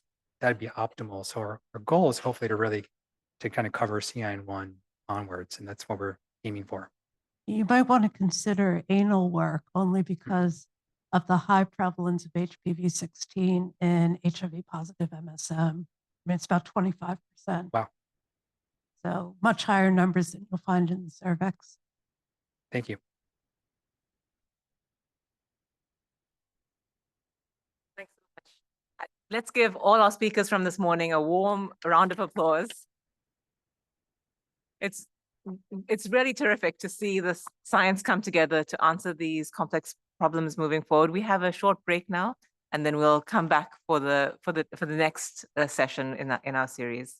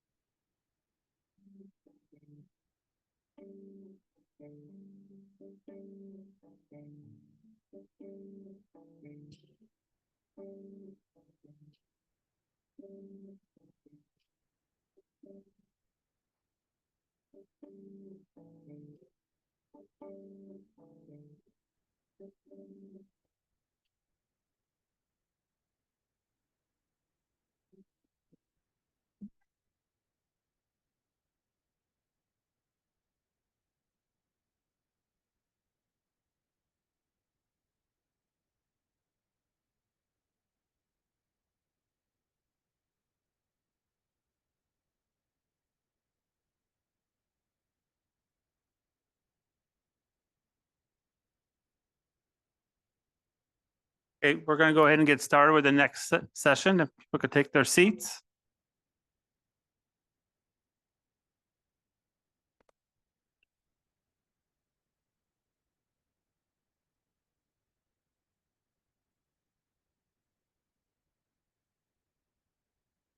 I wanted to introduce our next speaker, Dr. Anna Giuliano. She's a renowned cancer epidemiologist at the Moffitt Cancer Center, where she's the founding director of the Center for Immunization and Infection Research in Cancer. Her work began in cervical cancer, but has subsequently expanded to include all HPV cancers, including HPV in men study, one of the largest prospective studies in men in the biology of HPV. She's current president of the International Papilloma Virus Society and a principal investigator on 2 HIV cancer prevention trial networks, ULACnet and Cascade. She has active projects in the United States, Zimbabwe, Kenya, South Africa, Botswana, Brazil, and Mexico. She is a dedicated and welcoming mentor, and Dr. Giuliano has guided numerous investigators and created a community amongst all of us who work with her. Her work shapes global cancer prevention strategies, and I'm extremely grateful that she accepted our invitation to speak. Unfortunately, she was unable to travel, but I am very happy that she's able to join virtually. I'll turn it over to you, Anna. Scott, thank you so much for that introduction. Can everybody hear me okay? Oh, I didn't hear you. Ruan, if you could raise your hand to say that you can, oh, good. Okay, good. And you can see the slides, is that right? Yes. Oh, perfect. Okay. So first of all, thank you for inviting me, and I'm terribly sorry that I couldn't travel. And as Ruan knows, I had a horrible illness that lasted longer than it should have. So I've had to limit my travel, at least for the next month or two. And I want to thank the speakers that came before me, because the introductions were really perfect for a lot of what I'm going to be discussing today. So here, by way of disclosures, I have done a lot of work with Merck and vaccines, and have been part of the vaccine program since 1999, which is, it starts with the proof of principle vaccine. And I was so happy to see a presentation on therapeutic HPV vaccines, because my personal opinion is this is where the research needs to go. And this is sort of the new frontier that I think is so critical for all of our efforts to prevent as well as to treat multiple cancers caused by HPV. So knowing that the majority of the speakers were probably going to focus on cervical and anal cancer, the first part of my talk is really going to reiterate what Nellie had said earlier, which is the importance of HPV to men and to men's cancers, and to highlight some of the work that we're doing with primary prevention of oropharyngeal cancer, both among men who are living with HIV as well as those who are HIV negative. And then I'm going to switch gears and go to our work with cervical cancer screening management, so particularly on the management side, and then introduce very briefly a trial, a therapeutic trial that we hopefully will launch later this year. You know, everything is uncertain these days. And then if I have time, I'll show you some of the work that we're doing that's not trial related, but really kind of builds on developing a deeper understanding of the immune environment of the multiple cancers that HPV causes. And this is both among people living with HIV and those who are HIV negative in Southern Africa, particularly in Zimbabwe and South Africa. So this is a pyramid that most of you are probably very familiar with. And the rationale for why there has been so much focus and such a need for cervical cancer research is because the largest burden of disease, as you heard, is mainly due to cervical cancer, where we have, and this number is probably smaller than the actual case count of probably approaching 600,000 cases of cervical cancer year round. And as you heard from Nellie, the majority of these cases are in low and middle income countries. The incidence of many of these cancers, in particular, the head and neck cancers and anal and penile cancer in men, are significantly on the rise in every country where cancer registry data have been published. And so the head and neck cancer, you can see here, the majority of the cases are among males. And we think we have a ratio of around 4 to 5 to 1 of burden of oropharyngeal cancer in men compared to females. And I do want to say that it's not just oropharyngeal cancer. We're starting to see that HPV may cause other cancers in the head and neck region. So as we continue our research, we're finding a larger and larger burden of cancers caused by HPV that, as you heard, are potentially preventable by vaccination. I've always been fascinated by Scott's data of penile cancer from Botswana showing an exceedingly high burden. We see something very similar in Brazil and other parts of Africa. In part, the question is how much is that due to HIV? How much is it just the changing epidemiology? Now, I particularly like this graphic of the world because, again, we tend to piece out the cancer incidence and color code by cancer type. But I think it's really important to note that there isn't a place in the world that is not impacted by HPV. And as you can see here, the largest burden, of course, is in Southern Africa for all the reasons that you heard, including HIV infection, and also because there is a lack of screening and healthcare resources to help prevent and then treat appropriately those cancers. But you see also quite a high burden in parts of South America. And here in the United States and in Europe, that burden is mainly a burden among men. And that's due in large part to the growing incidence of oropharyngeal cancer. Now, among people living with HIV, as you probably all know, the incidence of cancers caused by HPV is significantly higher in people living with HIV than among HIV negative individuals. And that includes oropharyngeal cancer with an incidence that's around 1.5 to 2 times higher in HIV infected individuals compared to the negative population. So what do we do about preventing oropharyngeal cancer? So in the cancer world, we talk about primary prevention, secondary prevention, and early tumor detection. So with primary prevention, as you heard, we have highly effective vaccines, although we really don't know the extent to which HPV vaccination is going to prevent disease among people living with HIV and will prevent disease at all anatomic sites where HPV causes cancer. And I'll talk a little bit about some of the work we're doing with these trials in just a few slides. Then we have secondary prevention, and this is what we have been very successful with cervical cancer and colorectal cancer screening. So in this model, what we do is aim to detect the precancerous lesion, treat it to prevent progression to invasive cancer.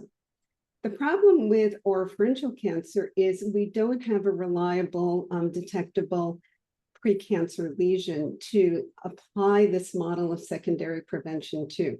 So that's why you see that I've kind of graded out, because at this moment, this is not an approach that appears feasible. The other is to look at early tumor detection. And this is the model that we use, for instance, for breast cancer, where we detect the tumor at its earliest point, treat it effectively, and we find survival is very, very high in the population.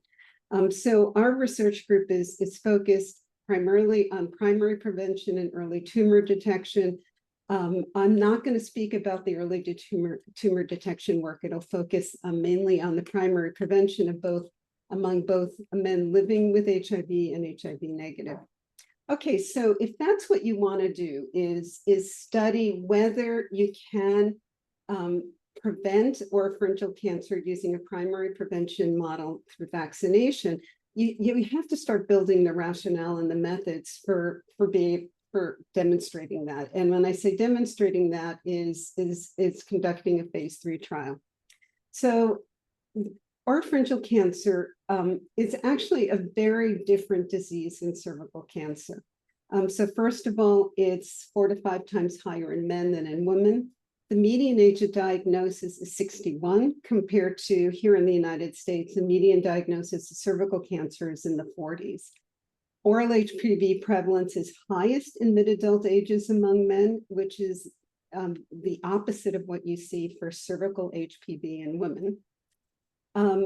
We also know that with men, the natural infection does not result in a robust antibody response. And that's, again, very different than what we see in women. And among the few men that do develop an antibody, that antibody appears not to be protected. So the question at the time that we were building this program was, would mid-adult age men respond to a vaccine? I mean, is this even, would they respond with a robust antibodies similar to what had been demonstrated in females. At this point in time, no study had been conducted among mid-adult age men. Now, why would we focus there? Well, we need to, as you heard earlier about the need to design a trial where you would have the endpoints accruing so you could actually conduct the trial with the 5-year funding period that most of us get. So we need to select an age group when oral HPV endpoints will be highest for trial efficiency.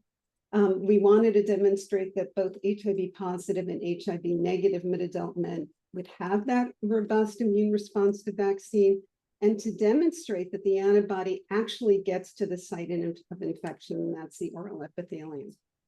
So the first trial that we conducted was among HIV negative men. So this is a quadrivalent. The 9-valent vaccine was not available at the time. So the quadrivalent vaccine was a single arm trial of mid-adult age men ages 26 to 45.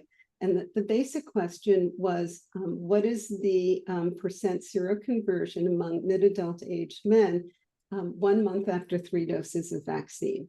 And as you can see, very robust, so nearly 100% of all men responded to vaccine against HPV-16. It was slightly lower with 18, and I do need to explain that the quadrivalent vaccine antigen load was lower than what we have for the 9-valent vaccine. So when you look at mid-adult age men today who are vaccinated with 9-valent, you see nearly 100% seroconversion. So we also then wanted to look at whether the antibody response reaches the site of infection, which is measured through an oral gargle collection. And here what we have are specimens from our mid-adult age trial, as well as the trials from the trial of ACTG that Nellie had mentioned earlier, looking at whether vaccination would prevent anal disease among men living with HIV.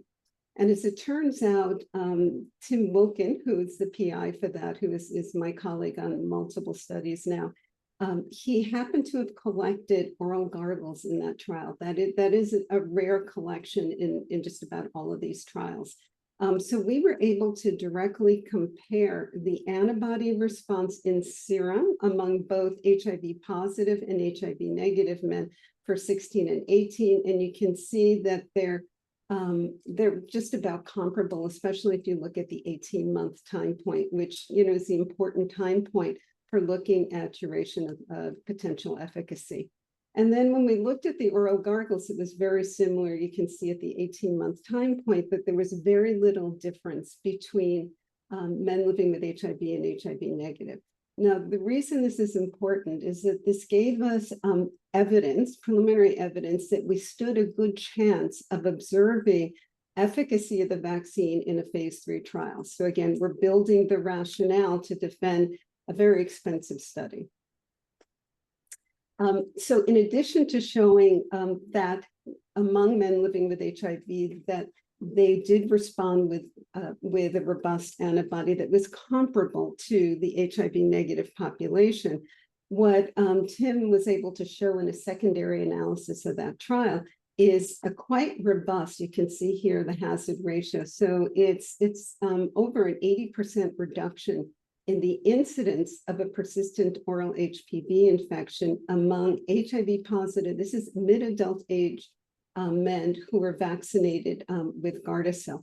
And I just want to say this is in stark contrast to the negative results where they were not able to show efficacy against the anal endpoints. And we can talk some more about why that is. A big factor in all of this is that the oral HPV prevalence was much lower at enrollment than the anal HPV prevalence. And this is part of what I keep trying to explain to people, that the natural history of oral HPV and the disease that it causes, oropharyngeal cancer, is really a different beast than what you see for both cervical and anal cancer.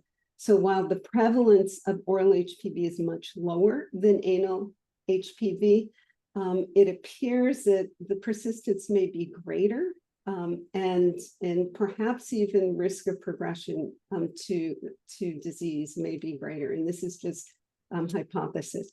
The other is that unlike cervical cancer, so you heard about the E2 gene, where E2 is disrupted, you have a lot of integration of HPV at the cervix. E2 remains almost intact.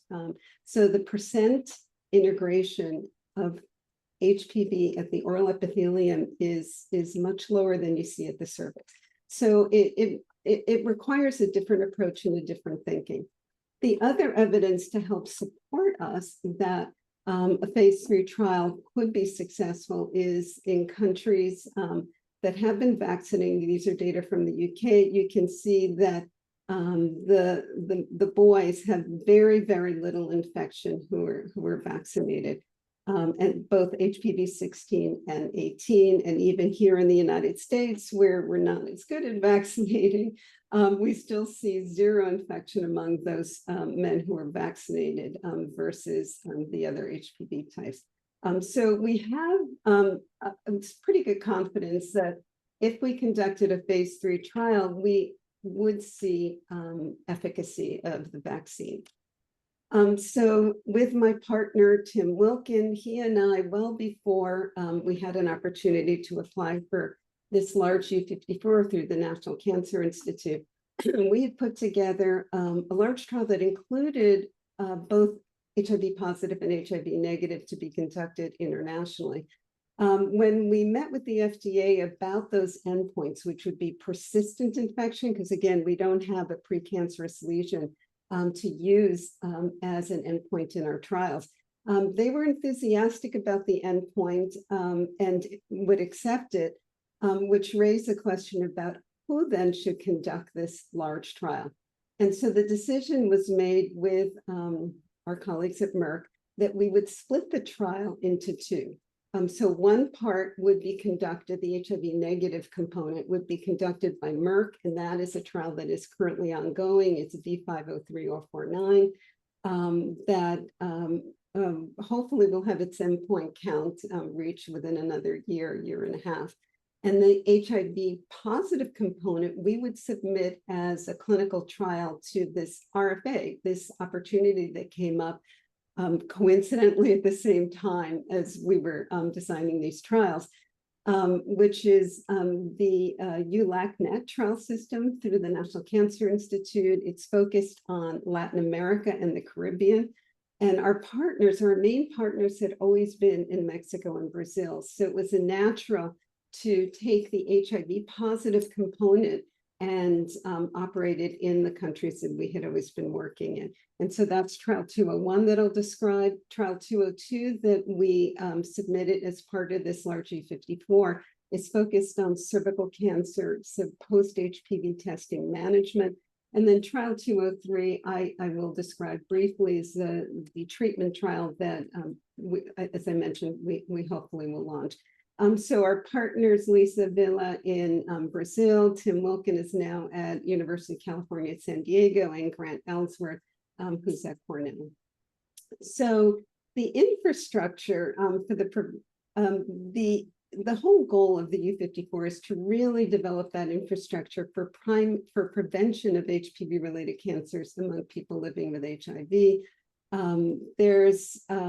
There are 3 centers that are funded. One is in Seattle at the Hutch, the other with UCSF with Joel Pilevsky, and then us. Our clinical sites are in Brazil, Mexico, and a small component in Puerto Rico. So the first trial is the 9-valent vaccine to prevent persistent oral HPV infection in men living with HIV.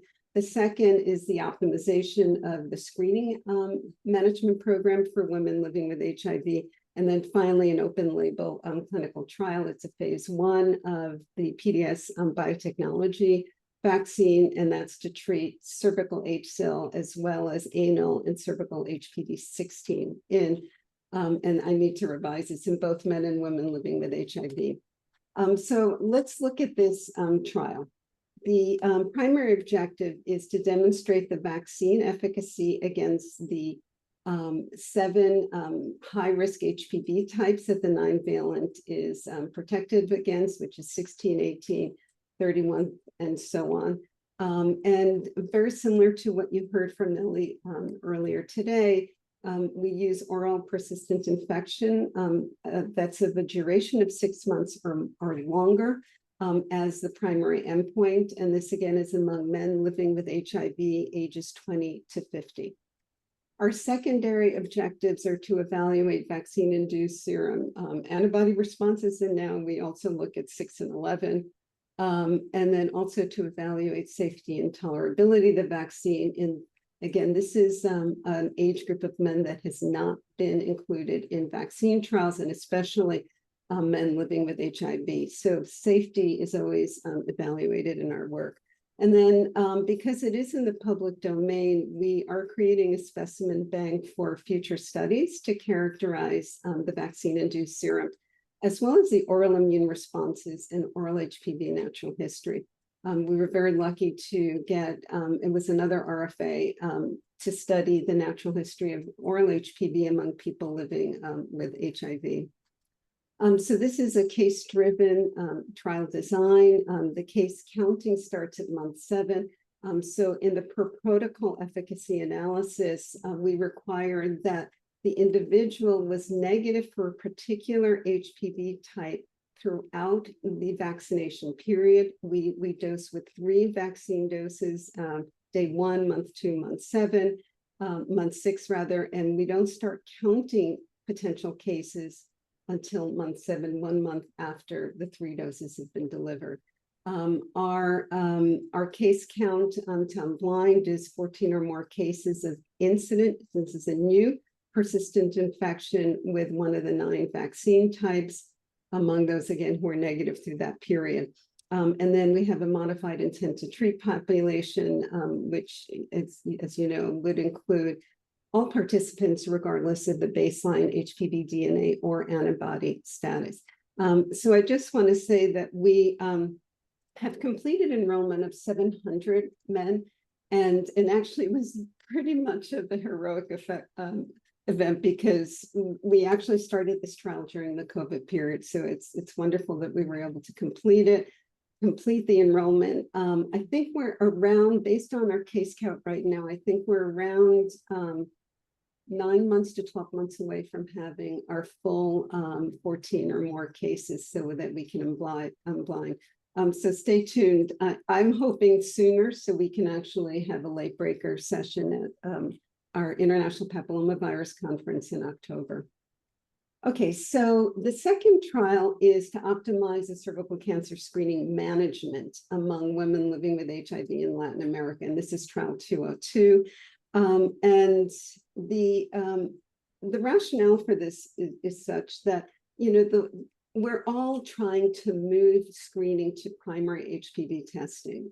There's, you know, a ton of evidence that supports that this is a superior way of screening. The other reason it's superior is that it allows for self-sampling. So it allows for efficiency in the clinic setting so we can screen more women than would have been possible with just VIA as a primary screen or cytology as a primary screen. But the problem with this approach is that among women living with HIV, there are multiple HPV types and the high-risk types that women have. And there are multiple concordant, so multiple types that are occurring at the same time. The prevalence of cervical HPV is much higher in women living with HIV than women who are HIV negative. So the question is, who among all those women who are testing for a high-risk type of HPV should be triaged to treatment or to some sort of a clinical management test? It can quickly overwhelm clinic systems if all of the women who test high-risk HPV positive are triaged in that manner.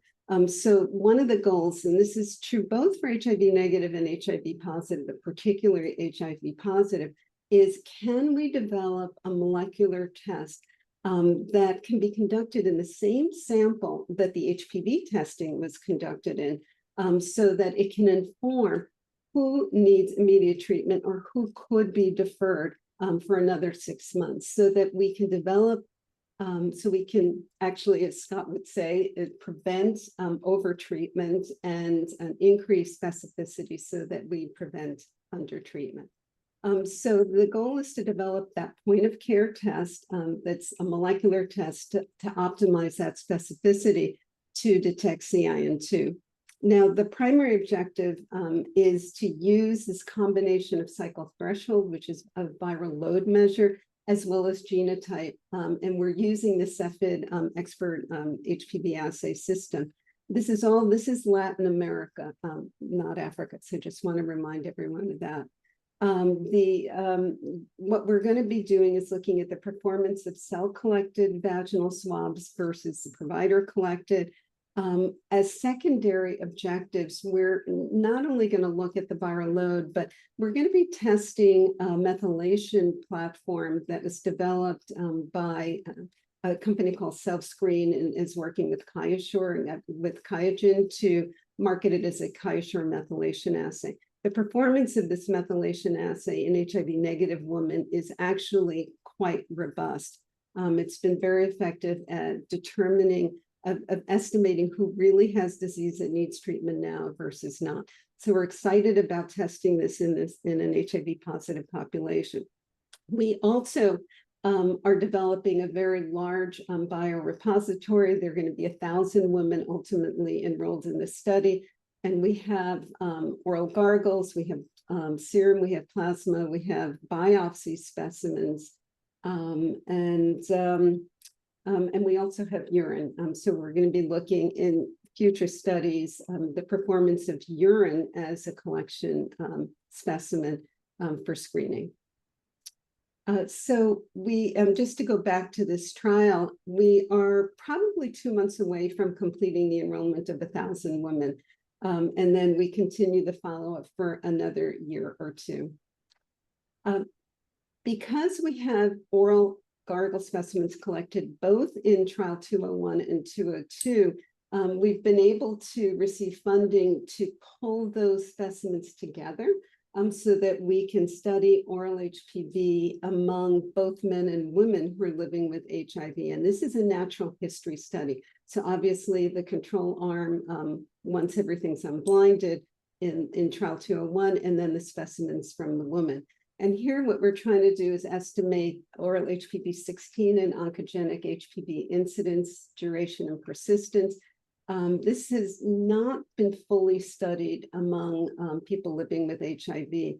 And then we have a series of characteristics that we're going to be looking at to help us to understand what are those factors that are associated with acquiring the infection, as well as the important part, which is persisting with it.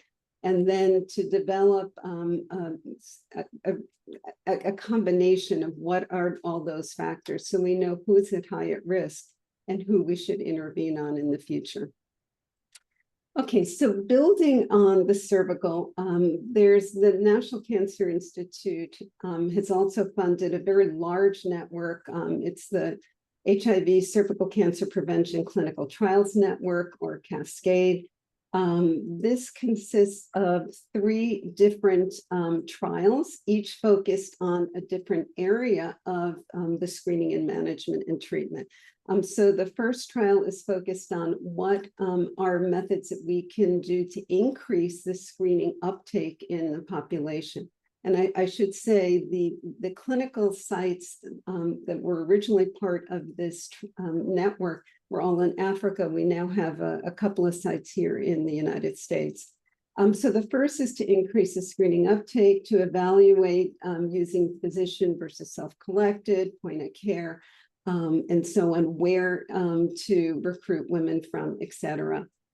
Trial 2 is to improve the management of screen-positive cases, and that's, again, building on the work we've been doing in Latin America, is to look at whether we can come up with a strategy to increase the sensitivity and the specificity with a triage biomarker. And the third is to optimize pre-cancer treatment. So trial 1 is being led by the University of North Carolina, Chapel Hill. We're leading the management trial. And then the third is led by the Seattle group at the Hutchinson Cancer Center. Oops, sorry about that. So our leadership, Tim is the contact PI and Carla and I are his MPIs. And we have investigators, Mark Einstein, Jessica and Susan, who are helping us with implementation science, and Michael Schell is a biostatistician. Our clinical sites, Nellie from the KEMRI site and Scott from Botswana and their colleagues, Kenneth and Linda, Doreen and Rebecca Luckett. So these are names that I think you see in several different presentations.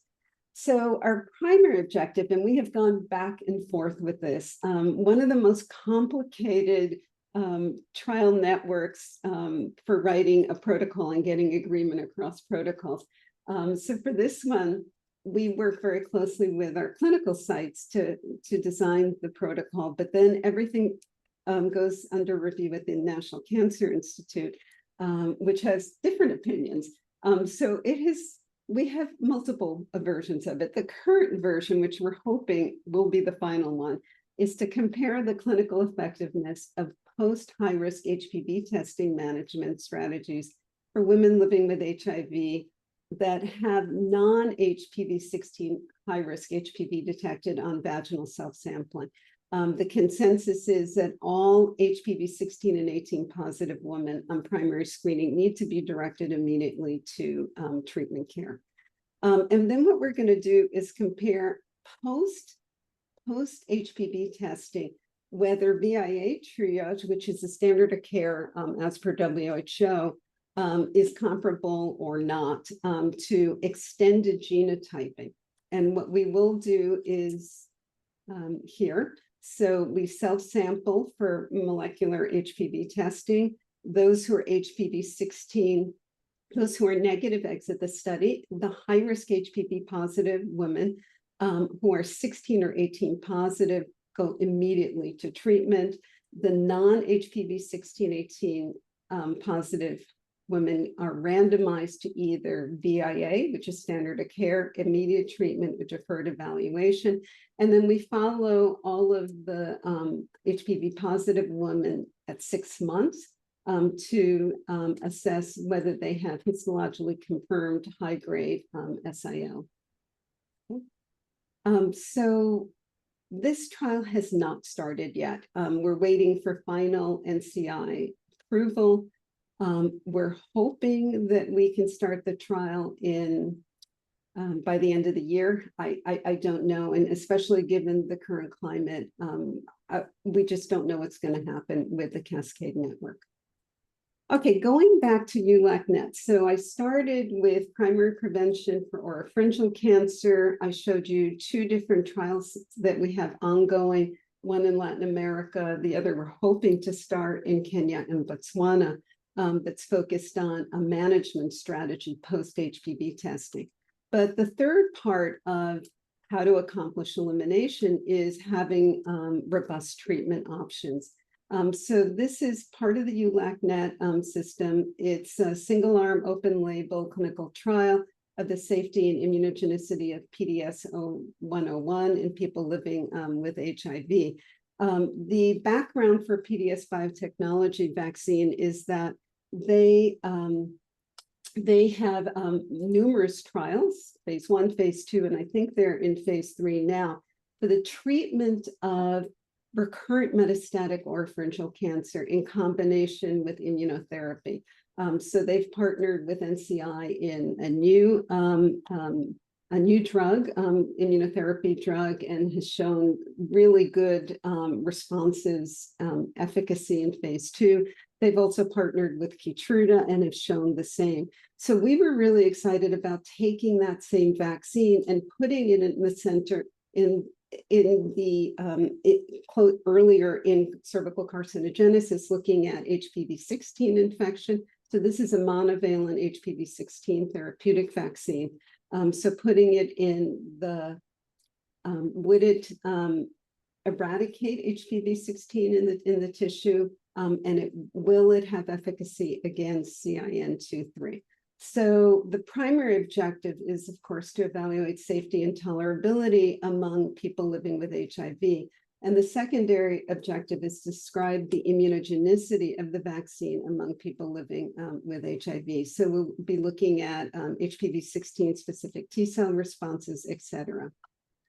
So here, just briefly, we'll have, it's a small study, only 27. The vaccine comes in two components. So each dose is requires two different injections. It's HPV-16, E6, E7 peptides. The dosing will be over a 43-day period. So it's day 1 is dose 1. Day 22 is vaccine dose 2, and day 43 is vaccine dose 3. We'll continue to follow and have final analysis at day 127 with appropriate treatment as indicated. Okay, so to summarize, and we all know this, people living with HIV experience a higher burden of all HPV-related cancers. Anogenital HPV-related cancers, of course, are highest in Africa, Latin America, and parts of Asia. We're seeing a significant increase in oropharyngeal cancer incidence globally among men, and it is specific to men. We don't see this trend in women at all. And clearly we need interventions to reverse that epidemiology. There are challenges with cervical precancer screening and treatment among women living with HIV. What we know is the treatment, we see a very high rate of occurrence of cervical disease, even among those women who are treated who are living with HIV. So we really need to improve those treatments. And this is particularly true in low resource settings where there's limited access to both screening and treatment resources. So the final note is that there is an unmet medical need to optimize both the screening and treatment among people living with HIV, and that's both men and women. And with that, I thank you.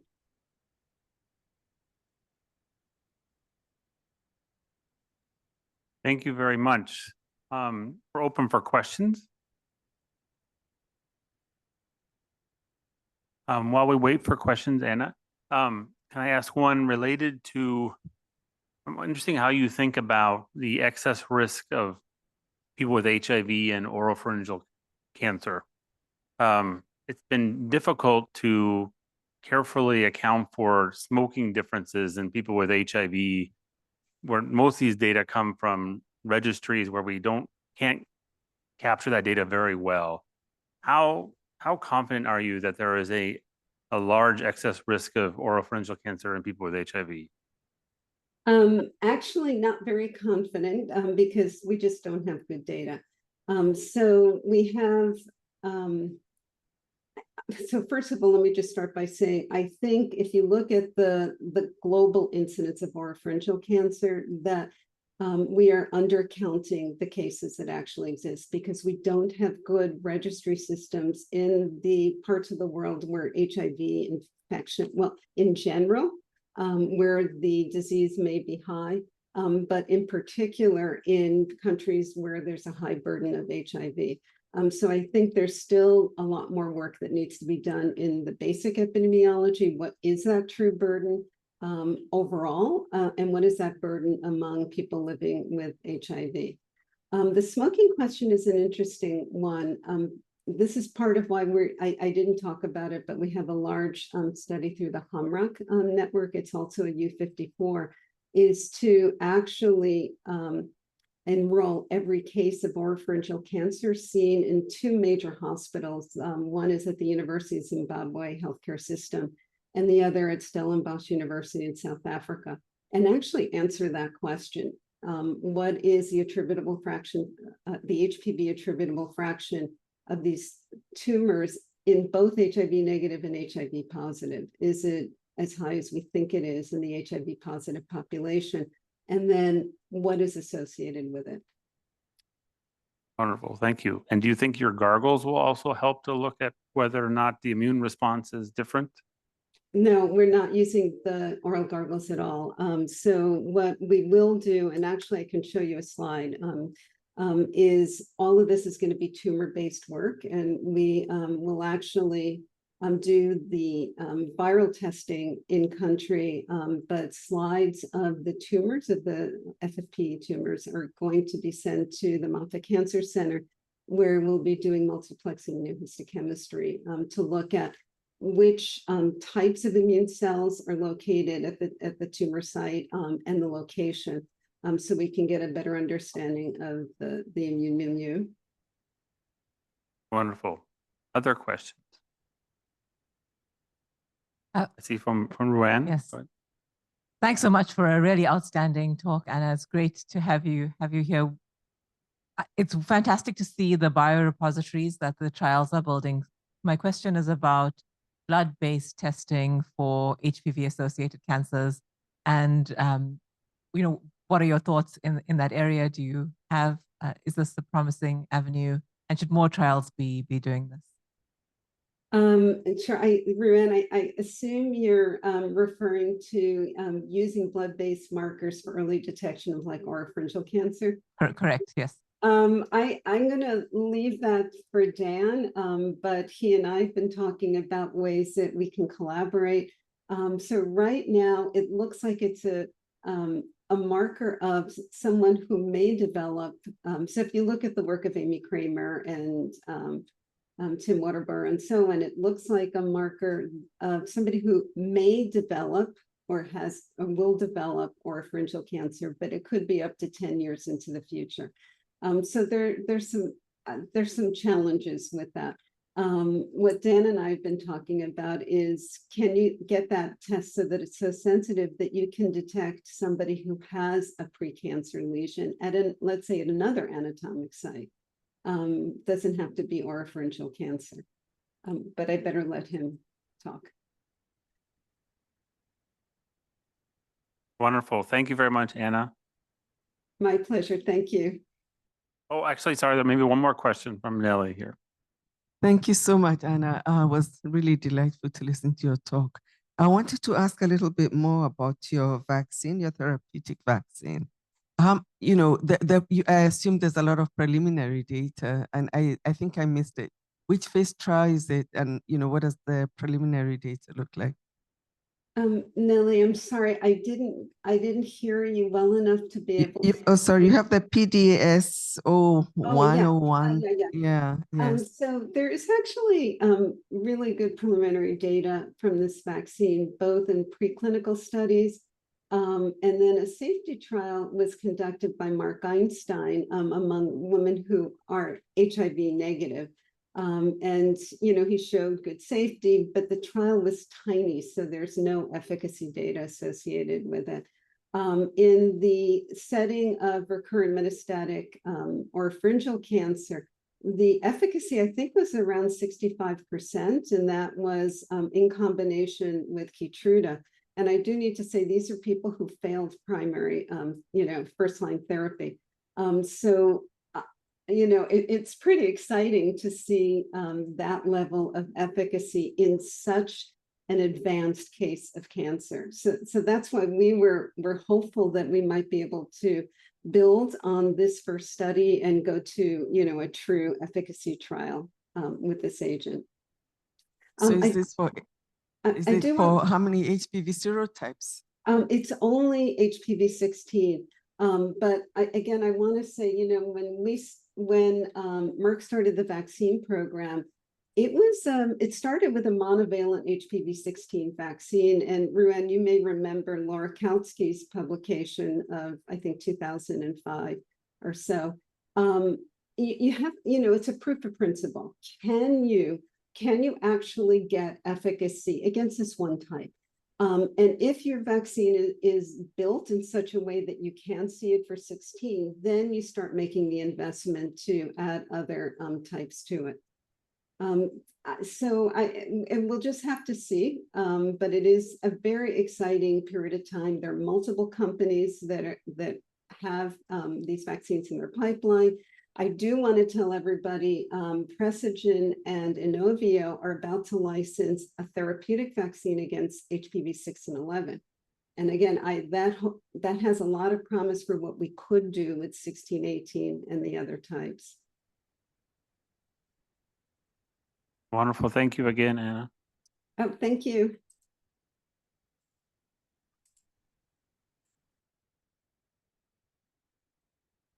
I would now like to, excuse me, introduce Dr. Elizabeth Steyer. She's a professor of gynecology at Boston University and active clinician at the Boston Medical Center.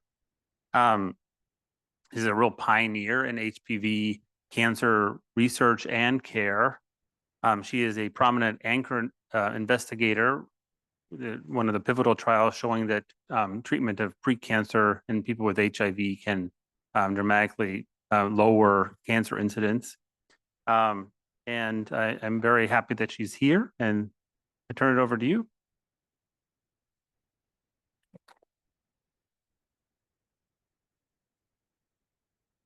Thank you very much. So I am a gynecologist. I do anal cancer prevention in all people, regardless of gender. I am not an implementation scientist, so I'm just giving that caveat at the beginning of the talk. I have no disclosures. I'll go over the anal cancer screening guidelines, which have just come out in the past year, as well as some steps needed for implementation of the guidelines. And you've gotten some sense of implementation science from Dr. Giuliano and from Nellie. I'm sorry, I don't know your last name.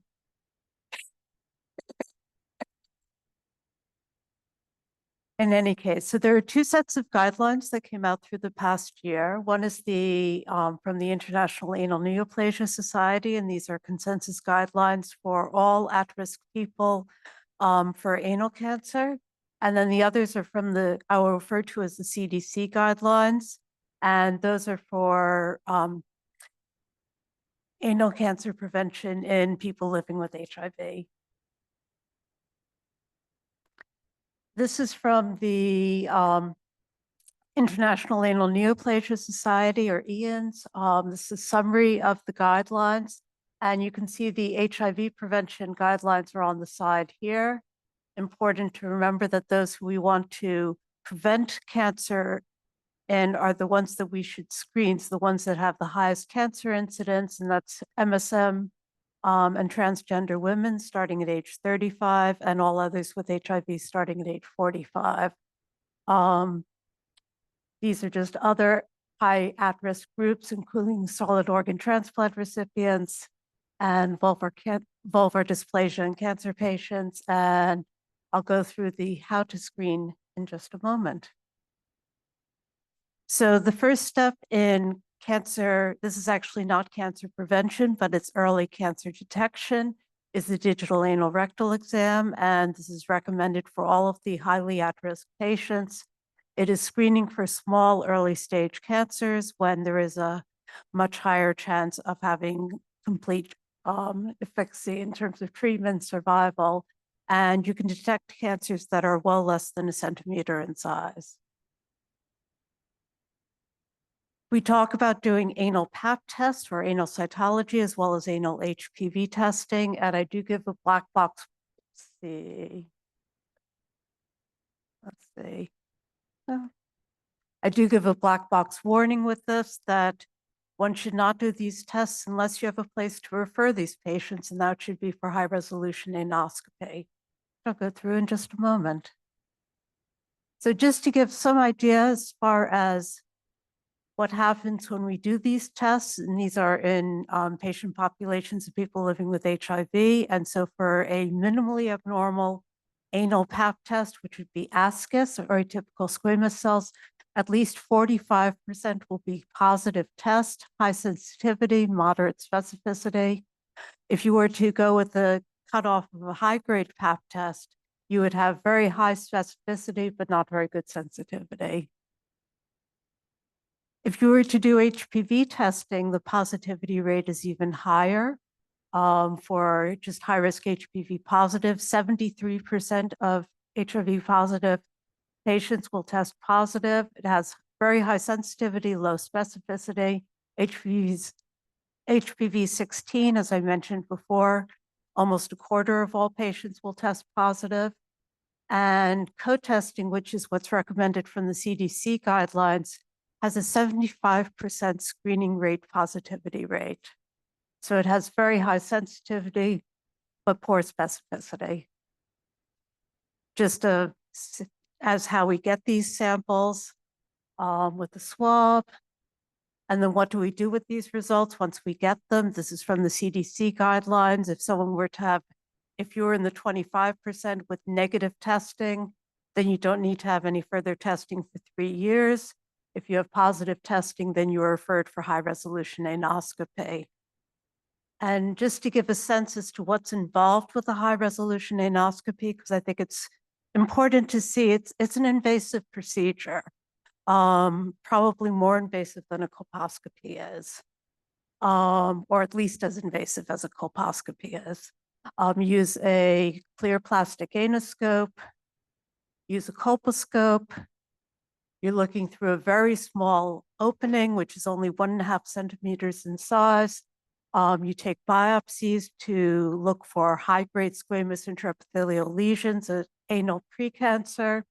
And then once you find the anal precancer, the patient needs to come back for yet another visit to do a treatment procedure where we would ablate that abnormal area. And so this is where we get to the implementation science. There are a lot of steps needed, as I just reviewed. You have to screen the eligible patients. You have to be invited to be screened. And then those patients need to be screened. They have to then get the results from screening. And then this bar should actually be much higher. So it's somewhere between 50 and 75% of patients would then need HRA. They then need to not only be referred for HRA, but actually get the HRA. They then need to, those with HSIL or high-grade lesions need to be treated. And so they need to not only be recommended for treatment, but then they need to actually receive the treatment. Only then have you gone through the entire cascade as far as being able to prevent an anal cancer, as was shown in the ANCHOR study that was previously mentioned. So are patients who need to be screened being screened? Well, this is from the CDC Medical Monitoring Project, and they found that only 5% of people living with HIV, this was actually in 2019, so this was prior to the guidelines coming out, but still, it's still a much smaller percentage than it should be of people who have HIV undergoing the screening that they should have within 12 months. And it was higher for those at the highest risk, so gay, bisexual, MSM, and it was lower for those living with HIV who are age 45 plus, it was only 2%.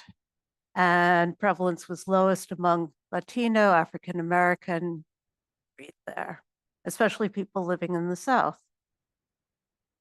And as with cervical cancer. And so this is actually from a clinic in Birmingham, Alabama, in the Deep South, where they looked at factors associated with people who were screened there. And this is a clinic where they do have high resolution anoscopy available in the center. And they found that those who are most likely to be screened were those who have had multiple sexual partners, unprotected anal sex, and were younger, and unscreened were more likely to be older, African American, heterosexual.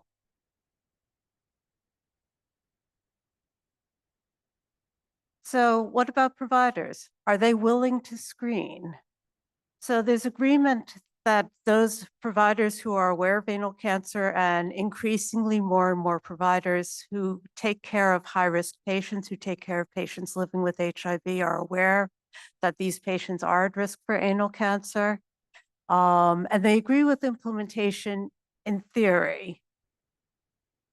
Unfortunately, the reality is that a lot of patients who should be screened are not being screened. Providers are unsure as to how to do the tests.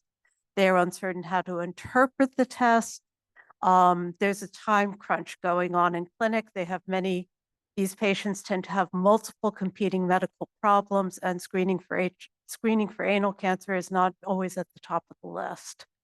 They're also concerned about getting negative reactions from the patients. Patients are embarrassed, or they don't realize that they're at risk for anal cancer.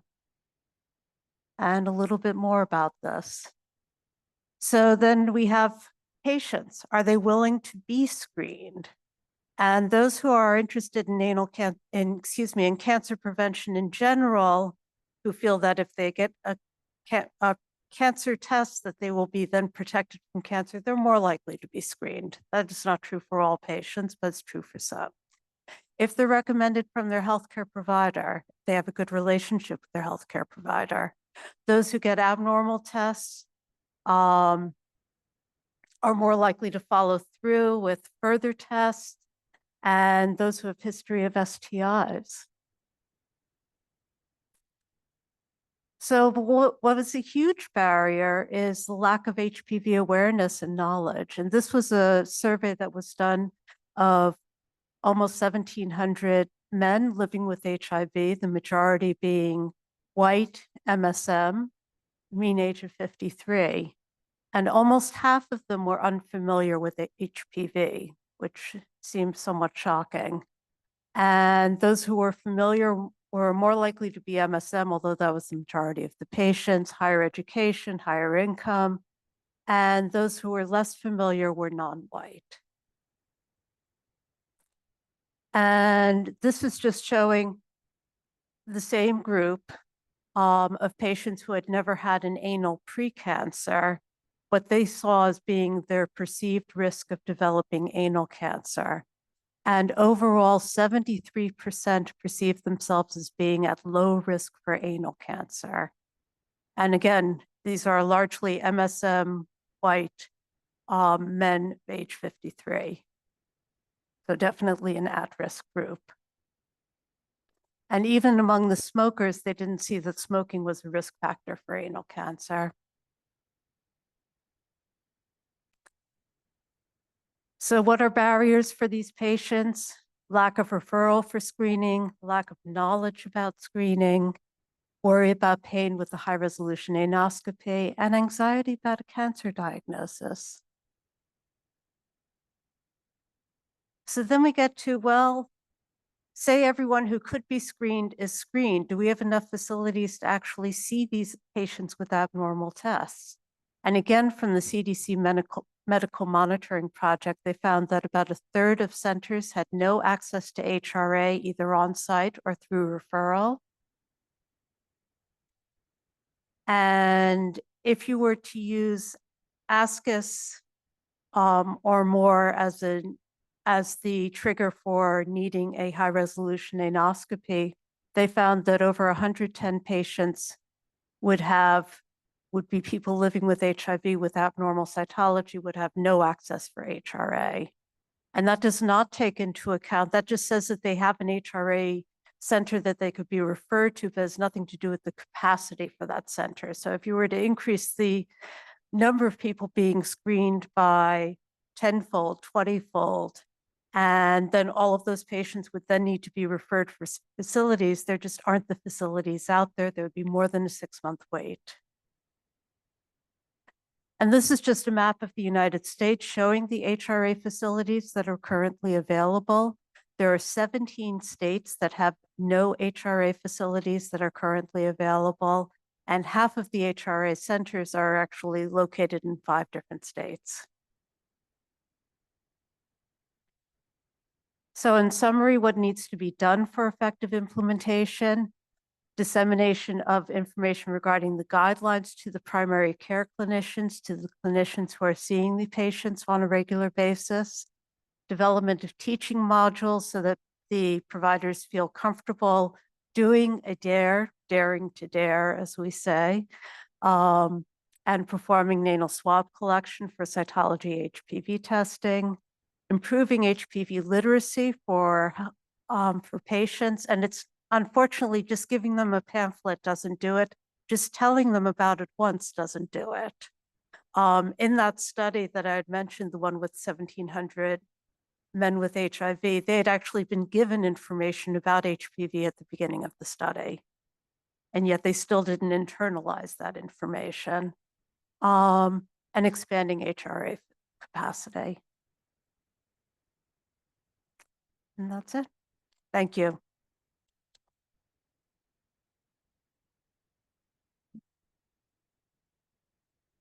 questions? Good. Oh, Thank you so much. That was really, really interesting, especially coming from a place where I know we have inadequate literacy. So you already said that the pamphlet is not adequate. Do you have some data or some intuition on what it would take to achieve HPV literacy in a way that would incentivize screening uptake? no. I wish I did. I mean, my way of doing it is talking to patients about it. And I always feel that the more you talk to people, the more times they hear it, the more likely they are to internalize it. But I don't have a magic bullet. Provider knowledge helps. I mean, recommendations from the provider is stronger than any other means, I think, as far as getting patients to be screened. Whether they really understand what it means to have HPV and what HPV does, or whether they're following the recommendations of the provider because they see the provider as being their guide to medical care and to keep them healthy, and they're trusting in them. So I'm not sure, what suggestions do you have? Okay. Because I know that you take care of, you're dealing with a lot of the same issues. It's a huge question, and I don't have an answer to it. And in fact, I'm part of the International Anal Neoplasia Society, and we have an implementation task force now that our guidelines are out to try to get things implemented. And other than giving out information on HPV information on HPV at a 6th grade level so that it can be understood by patients in multiple different languages, we're not sure what else to do. What do you think should be the way forward? Should our focus be on expanding capacity for HRA? Obviously, in places where it's available, we can try to expand engagement with those services, but most of them are pretty heavily utilized already, the ones that are already in place. How do we encourage improved availability, or should we be focusing our efforts on something else? What do you think? What are your thoughts? As I say, we have in our implementation group, we have one group that is for expanding HRA capacity. So it's working on getting more people trained, more centers opened. But there are a lot of barriers. It's actually a very difficult procedure to do. It's much more difficult than doing a colposcopy, unfortunately. And it takes longer and it doesn't reimburse as well, being someone who does both procedures. So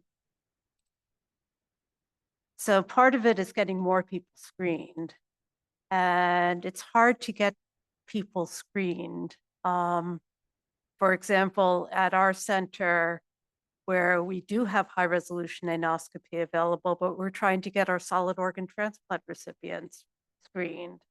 And their providers are saying, we don't have time to do it. So they're sending the patients to us for actually doing the screening test. And at the moment, we're absorbing that, but I don't know if we'll be able to do that long term. I think one way of getting around that is with self-testing. And there's been a movement towards getting a self-anal swab done, which some centers are using, even though there isn't that much data supporting it, but there is some data supporting it. You get a good specimen, you get a good specimen. So that's helpful. Thank you.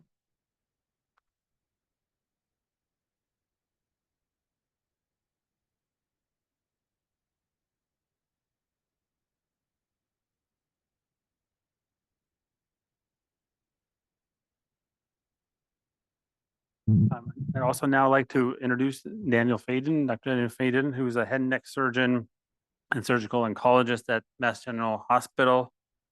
He's built a lab focused on early detection of HPV. And I'm excited to hear how that work has progressed, and welcome to the podium. Thank you.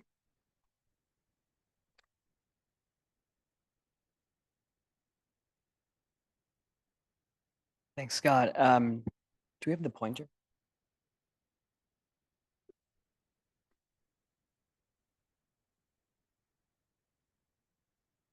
Okay, perfect. Okay, so thanks, Ruan. Thanks, Scott, for having me. It's great to be with you. I'm going to shake things up a little bit and talk about a slightly different topic, which is our lab's work in blood-based HPV testing. Here are my disclosures.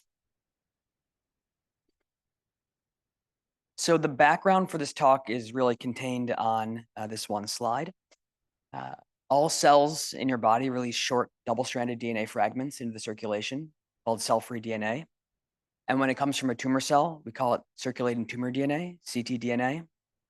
A number of different approaches can be used to detect both cell-free DNA and circulating tumor DNA. For ctDNA, most of them focus on detection of point mutations in the DNA or aberrant methylation. Many different approaches have been developed to do this and are now clinically available. And, some of you may have heard of this assay, GRAIL. It's widely been publicized in the press. It's a screening assay for cancer. It focuses on detecting methylation. There's lots of other assays that are in routine clinical use in oncology for at the time of diagnosis and in monitoring for cancers in general, most of which focus on detection of point mutations. In addition to ctDNA, virally associated cancers release fragments of the viral genome. So in the case of HPV, part of the HPV genome or the full genome. So we refer to that as ctHPV DNA, circulating tumor HPV DNA.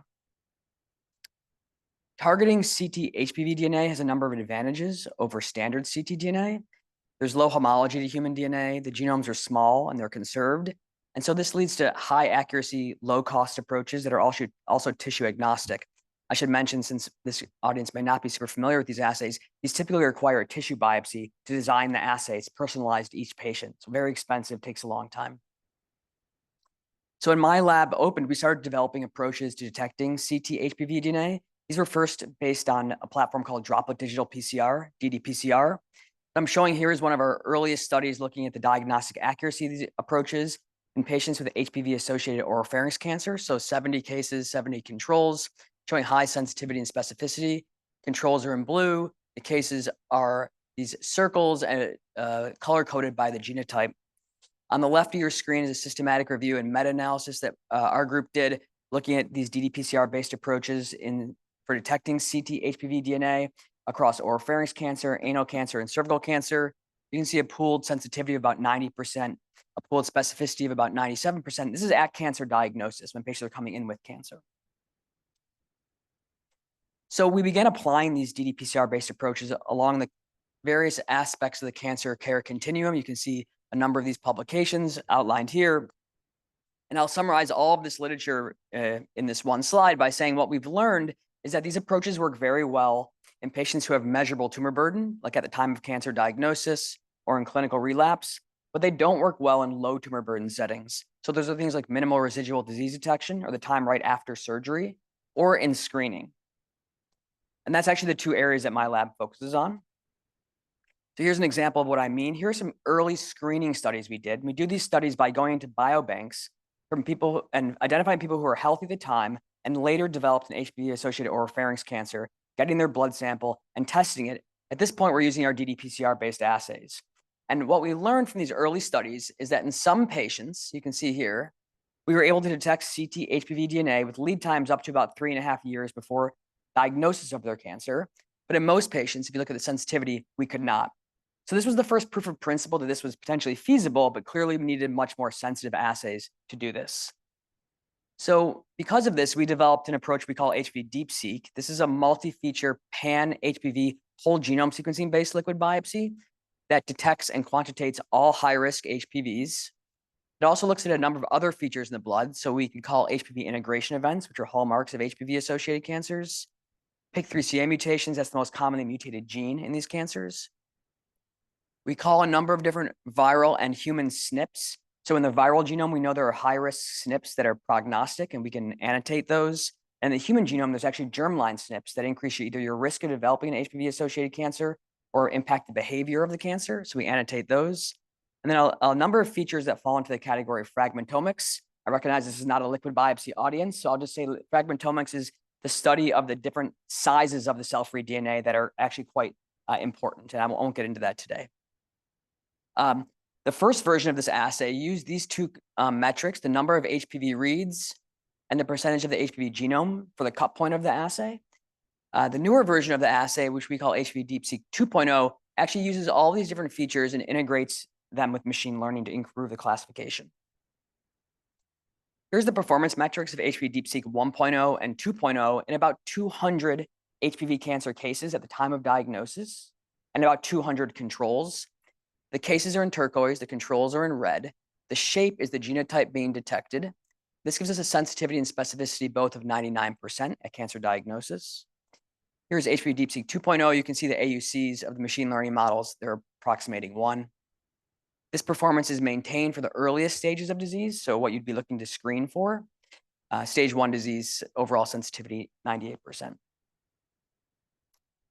When we compare this to the ddPCR-based approaches that we had developed and other people had developed, these approaches are now actually in use clinically at diagnosis and in monitoring. About 25-fold increased sensitivity in dilutional experiments. This is head-to-head comparison of HPV DeepSeq and ddPCR in over 100 patients with HPV-associated head and neck cancer, showing significantly improved diagnostic accuracy. So the goal of developing HPV DeepSeq was to move further down this care continuum, this threshold from where we were with ddPCR-based detection, occasional detection of some patients a couple of years ahead of time, to more reliable detection and earlier with whole genome sequencing, to even earlier detection with machine learning. So why do we think that blood-based early detection of HPV oropharynx cancer, that's what we're talking about first, is feasible? Well, we know that the natural history of HPV in the oropharynx is that the infection occurs many decades before cancer development. What happens in the oropharynx is very much a black box, unlike the cervix and anus. We don't really know what's going on. There's no known premalignant state, although of course it exists on a genomic level at least. We know that genome alterations start occurring about 15 years before cancer development. We know that from modeling studies. And that individuals who develop HPV-associated oropharynx cancer develop antibodies to HPV oncoproteins that are measurable in a similar time frame. So this suggests there's a really significant period of time where theoretically blood-based detection would be feasible, about 10 to 15 years. So here are the studies that we designed and then executed looking at our ability to screen for HPV-associated oropharynx cancer. I'll start with that, and then we'll talk a bit about anal cancer. I showed you we first designed an ultrasensitive assay. We showed that it had high performance at the time of diagnosis, including in the earliest stage cases. We trained and validated machine learning models on over 400 cases and controls. And then we applied this in 2 independent case control cohorts that I'll talk about today. This is the first cohort. This was done within the Mass General Brigham Biobank. The MGB Biobanks recruited about 150,000 people who are coming in for routine healthcare. They give a blood sample, go about whatever thing they were doing for their routine care. We're able to retrieve between 1 and 4 mils of banked plasma. We requested samples from anyone who gave a blood sample more than a year before they developed cancer. So that's 28 cases we identified, and then 28 age and gender matched controls. Here's the time points of the blood sample relative to cancer diagnosis. They range anywhere from about 1.5 years before diagnosis up to more than 11 years before diagnosis. Here are the results of HPV DeepSeq 1.0. I'm showing you the cases here. In turquoise are cases screening positive, in red are cases screening negative. This gives an overall sensitivity of 79% screening sensitivity, a specificity of 100%. I'm not showing the controls in this graph, with a maximum lead time of 8 years before diagnosis of their cancer. What I'm representing here are the cases the controls in red, the cases in green, and the color of green is how close to diagnosis the sample was from. The lighter the color, the closer to diagnosis. So these are a couple years before diagnosis. These are, about 10 years before diagnosis. And what you can see here, we're looking at the number of HPV reads, is that samples that were close to diagnosis had lots of HPV reads, thousands of viral reads. And samples that are further from diagnosis become lower and lower until they turn negative like the controls. And so what this tells us is exactly what you'd expect. As these cancers are growing, they are releasing more and more CT HPV DNA. Here's the results of HPV DeepSeek 2.0 in the same cohort. This is a locked-in machine learning model that I showed you we'd already trained and validated. You can now see improved sensitivity. So overall sensitivity, 96%, maximum lead time out to 10 years. When we look at what cases are better classified with machine learning, it's the older samples. You see more classification out here. And that's because the number of HPV reads in these samples is lower, as I just showed you. And it's the other features in the machine learning model that are being used to help classify these as cancer. We can actually look at the individual viral genomes from these cases and show that each sample is unique. There's no contamination between samples. So what I'm showing you here are the different genotypes, lineages, and sublineages of the samples. So many patients had different viral genotypes, lineages, sublineages. Some patients actually share the same sublineage. So in the population, HPV 16A1 being the most common sublineage, that's what you see here in this cohort. And those patients where there's a shared sublineage, we can actually look at the individual SNPs in the viral genome, because we're doing whole genome sequencing, and show that each virus has a unique fingerprint. So every sample different from the next, no contamination between samples. And then many of these patients were actually eventually diagnosed with their cancer within the MGB system. So we could pull the tissue blocks from their cancer diagnosis. We could apply HPV DeepSeek in the tissue block from cancer diagnosis. And what I'm showing you here is a pairwise comparison between the plasma and tissue from every single patient, showing that the plasma sample always matches the tissue sample and no other sample. So there's the same viral genome from the pre-diagnostic plasma sample to the tissue sample at diagnosis. Fortuitously, many of these patients were actually accrued into prospective screening, prospective diagnostic and treatment cohorts that my lab was running when they came in with their cancer. So now, by chance, we had their biobank sample, then their samples from cancer and in monitoring. So what I'm showing you in the bottom are a few patients who were treated with surgery. Here's their biobank sample that we had pulled 80 months before diagnosis, for example. Here's the sample they gave when they came in for treatment at Mass Eye and Ear. Before surgery, here they had surgery, clearance, and into monitoring. Here are patients on the top treated with chemoradiotherapy, same thing. Diagnostic blood sample in the biobank, 130 months before cancer. Here they came in with their cancer. Here we're doing real-time weekly monitoring during chemoradiotherapy, clearance after treatment. So in some patients, this actually spanned the natural history of the cancer over a decade. So we then validated these findings in a second independent cohort. This was done in PLCO. PLCO is the gold standard cancer cohort in the United States run by the NCI. It accrued 155,000 people between 1993 and 2001. We were given 400 microliters of plasma. There was 33 cases and 185 controls. This was all blinded by the NCI. So the samples were sent to us blinded in certain batches. We ran them, returned it to the NCI. They unblinded it. So very epidemiologically rigorous. Here are the results of HPV DeepSeek 1.0 in this cohort. Now I'm showing you the cases screening positive in green, cases screening negative in purple. Similar sensitivity, slightly lower, 64%. These were 20-year-old samples, been sitting in a freezer, 400 microliters. So this is, I think, quite impressive, actually. Similar specificity, 99%. Now a maximum lead time of 11 years. Same thing, improvement with machine learning, improved sensitivity to 82%. PLCO is actually a longitudinal cohort. So what I'm showing you are the blood samples that are closest to cancer diagnosis. Many of these patients have multiple blood samples. So actually, these blood samples are in our lab right now, and they're about to go on the sequencer next week.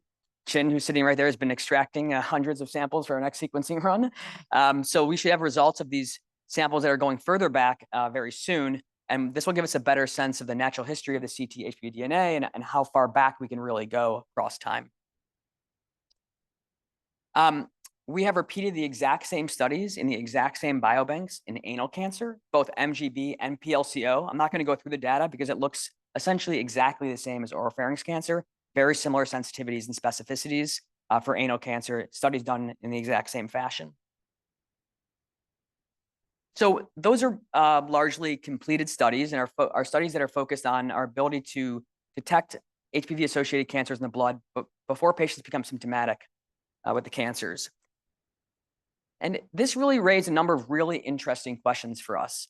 In particular, what are we actually detecting when we detect cT-HPV DNA 10 years before someone ever develops their cancer? Are we detecting a cancer or are we detecting a precancer? This is very difficult to study in the oropharynx because we don't have a precancer state. And I'm a head and neck cancer surgeon, so I want to do everything in head and neck cancer, but it's just not possible here. So for this, we teamed up with Ben Davis and the MGH Anal Dysplasia Clinic with an ID, as well as a number of gynecologists at MGH who run the colposcopy clinics. And we asked, oops. Can I go back? Yeah. And we wanted to ask the question, what do we detect? Cancer or precancer? So to do this, we've been accruing patients who are presenting for diagnostic procedures of the anus and cervix and collecting blood samples from them. And we can put them into bins based on their clinical diagnosis. I'm sorry. Back one more time. Yeah, okay. Thank you. Putting them into bins, persistent HPV infection, low-grade dysplasia, high-grade dysplasia, or cancer, and then running HPV DeepSeek on their plasma samples from the same time that they were coming in for the diagnostic procedure, as well as their tissue specimens as well. And this is our preliminary findings so far. This work is being done by two postdocs in my lab, Yana and Chin. Chin's sitting right over here, and I'm sure he'd be really interested to talk to people at the intercession about this work and get your input, as he's very interested in applying these approaches in a global health setting. Here's our preliminary data. This is particularly in anal cancer and precancer is what I'm showing here. You can see a stepwise increase in the detection of CT HPV DNA from AIN1 to AIN2 to AIN3 to cancer.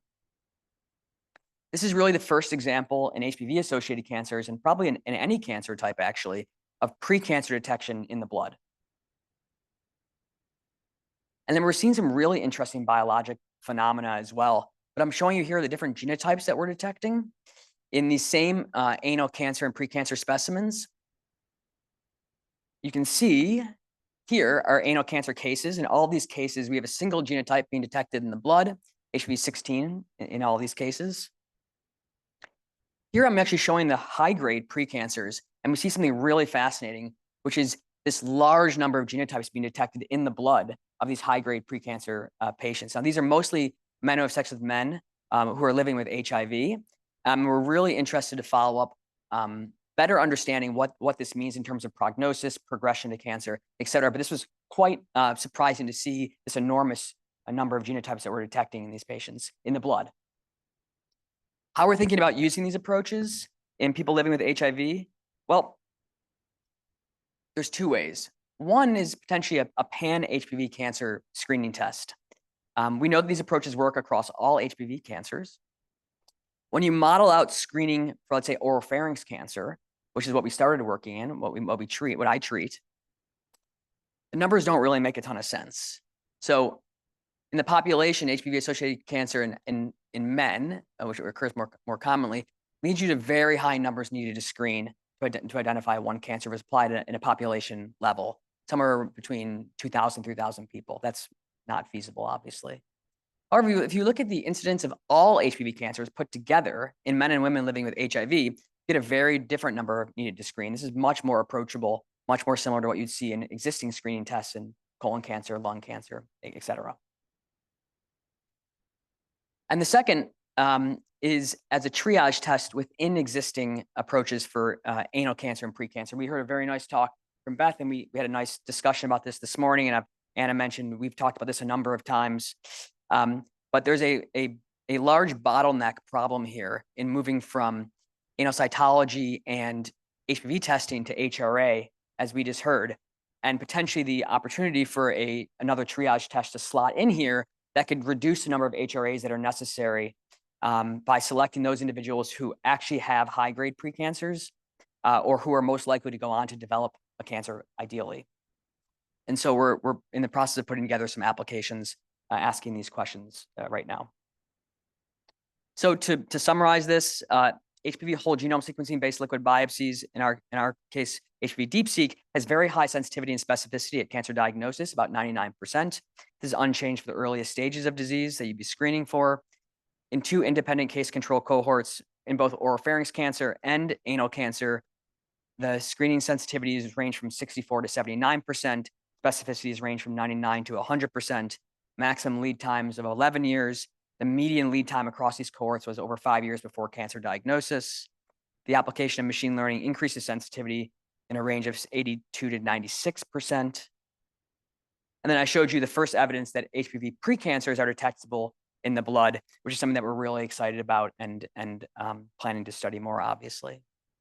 So the take-home message here is that screening for HPV cancers in the blood is feasible using these types of multi-feature HPV whole genome sequencing-based liquid biopsies.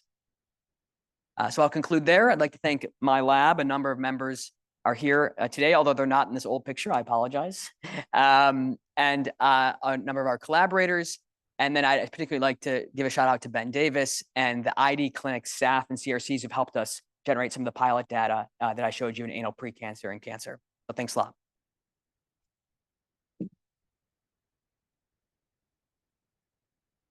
Much, Dan. And I recognize we're running a little behind schedule, but I'd love to have some questions. And it's pretty exciting to see something detected in blood like that. So 2 questions in terms of accessibility and specificity for prognostics, right? One is talking about another pre-screen to slot in before you go to the limited instrumentation, right?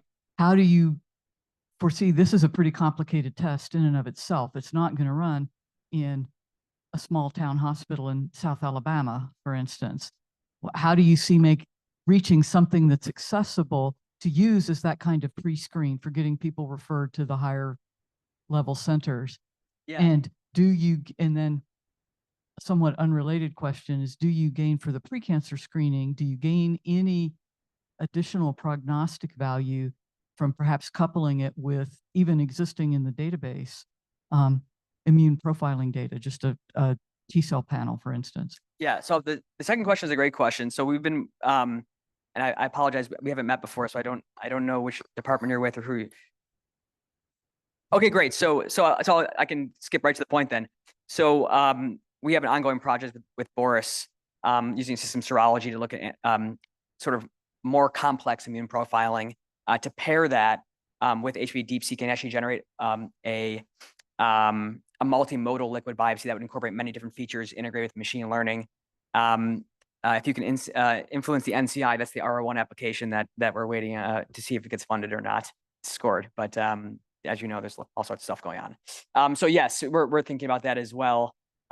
Regarding how accessibility of such a test. So I recognize this is not an oncology community, but liquid biopsies in general are being routinely used in oncology care across many solid and non-solid tumor types. These tests are typically run out of reference labs.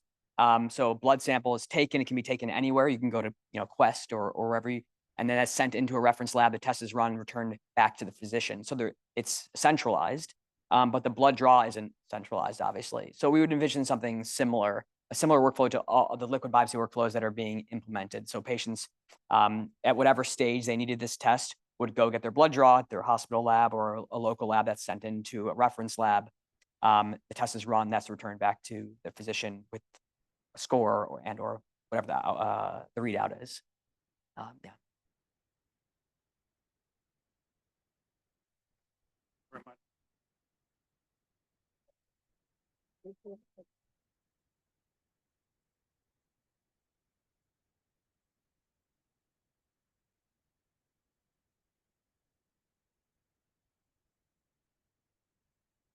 Thanks so much.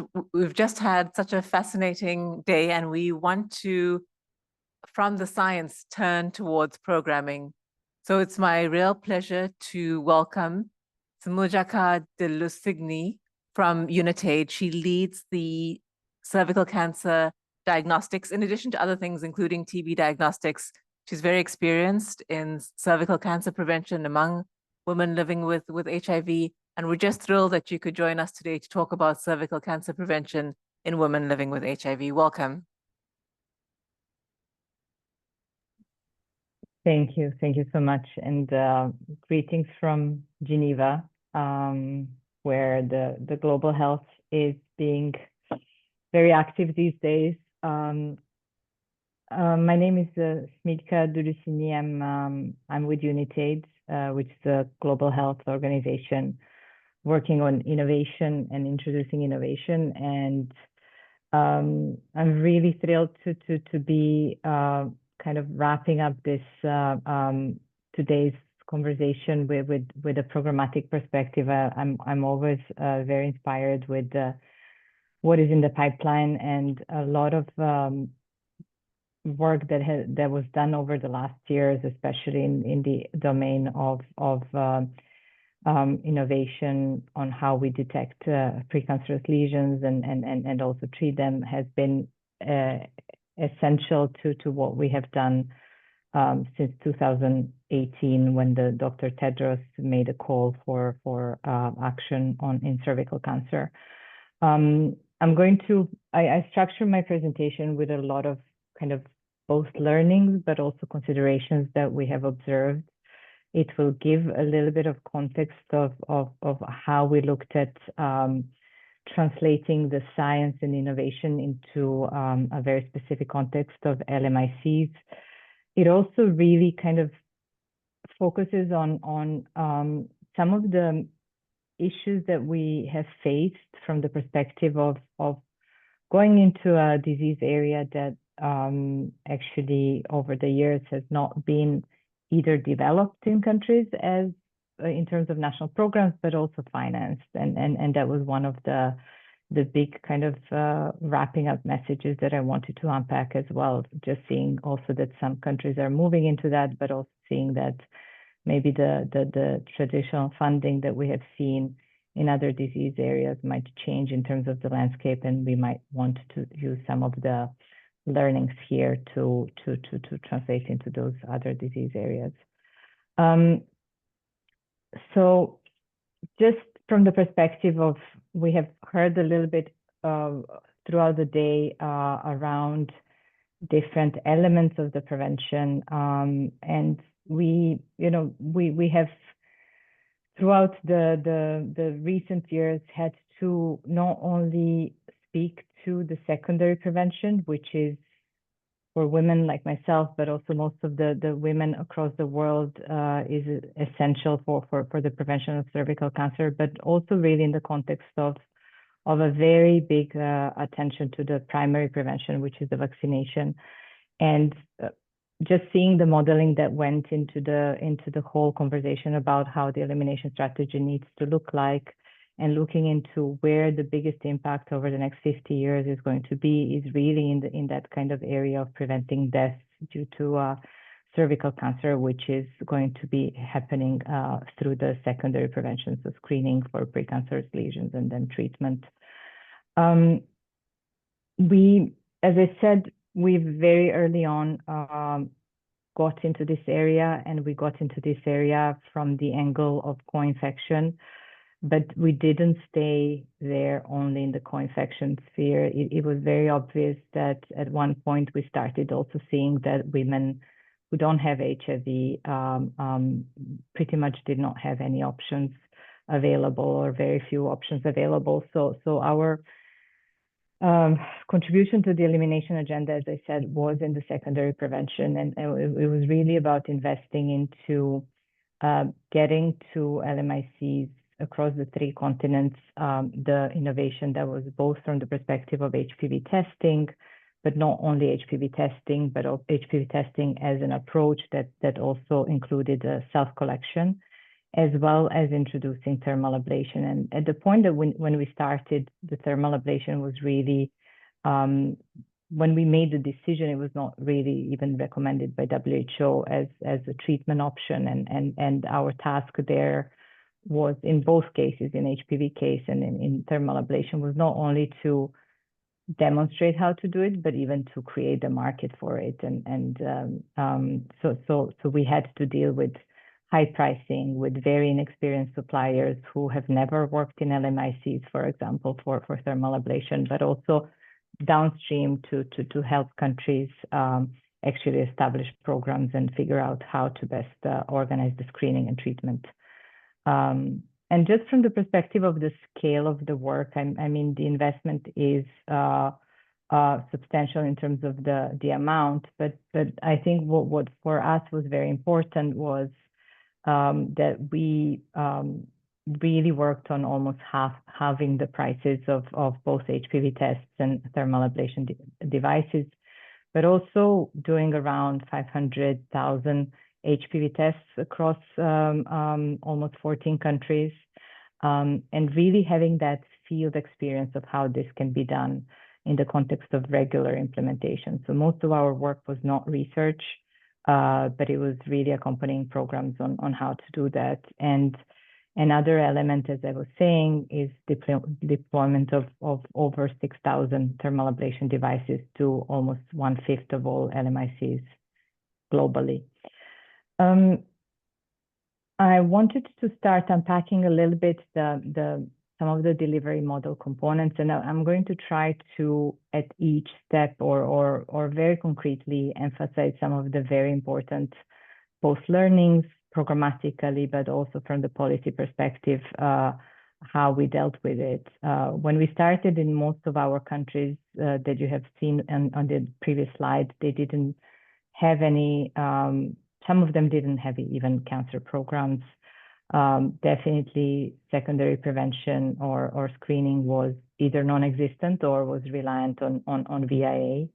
But most of them had strong HIV programs, had also, when we started, if you remember, COVID also hit very soon after we made those investment decisions. So there are a lot of models you will see that we kind of try to where we try to leverage a lot of what has been done in previous diseases, but also what kind of opportunistically use some of the COVID advances.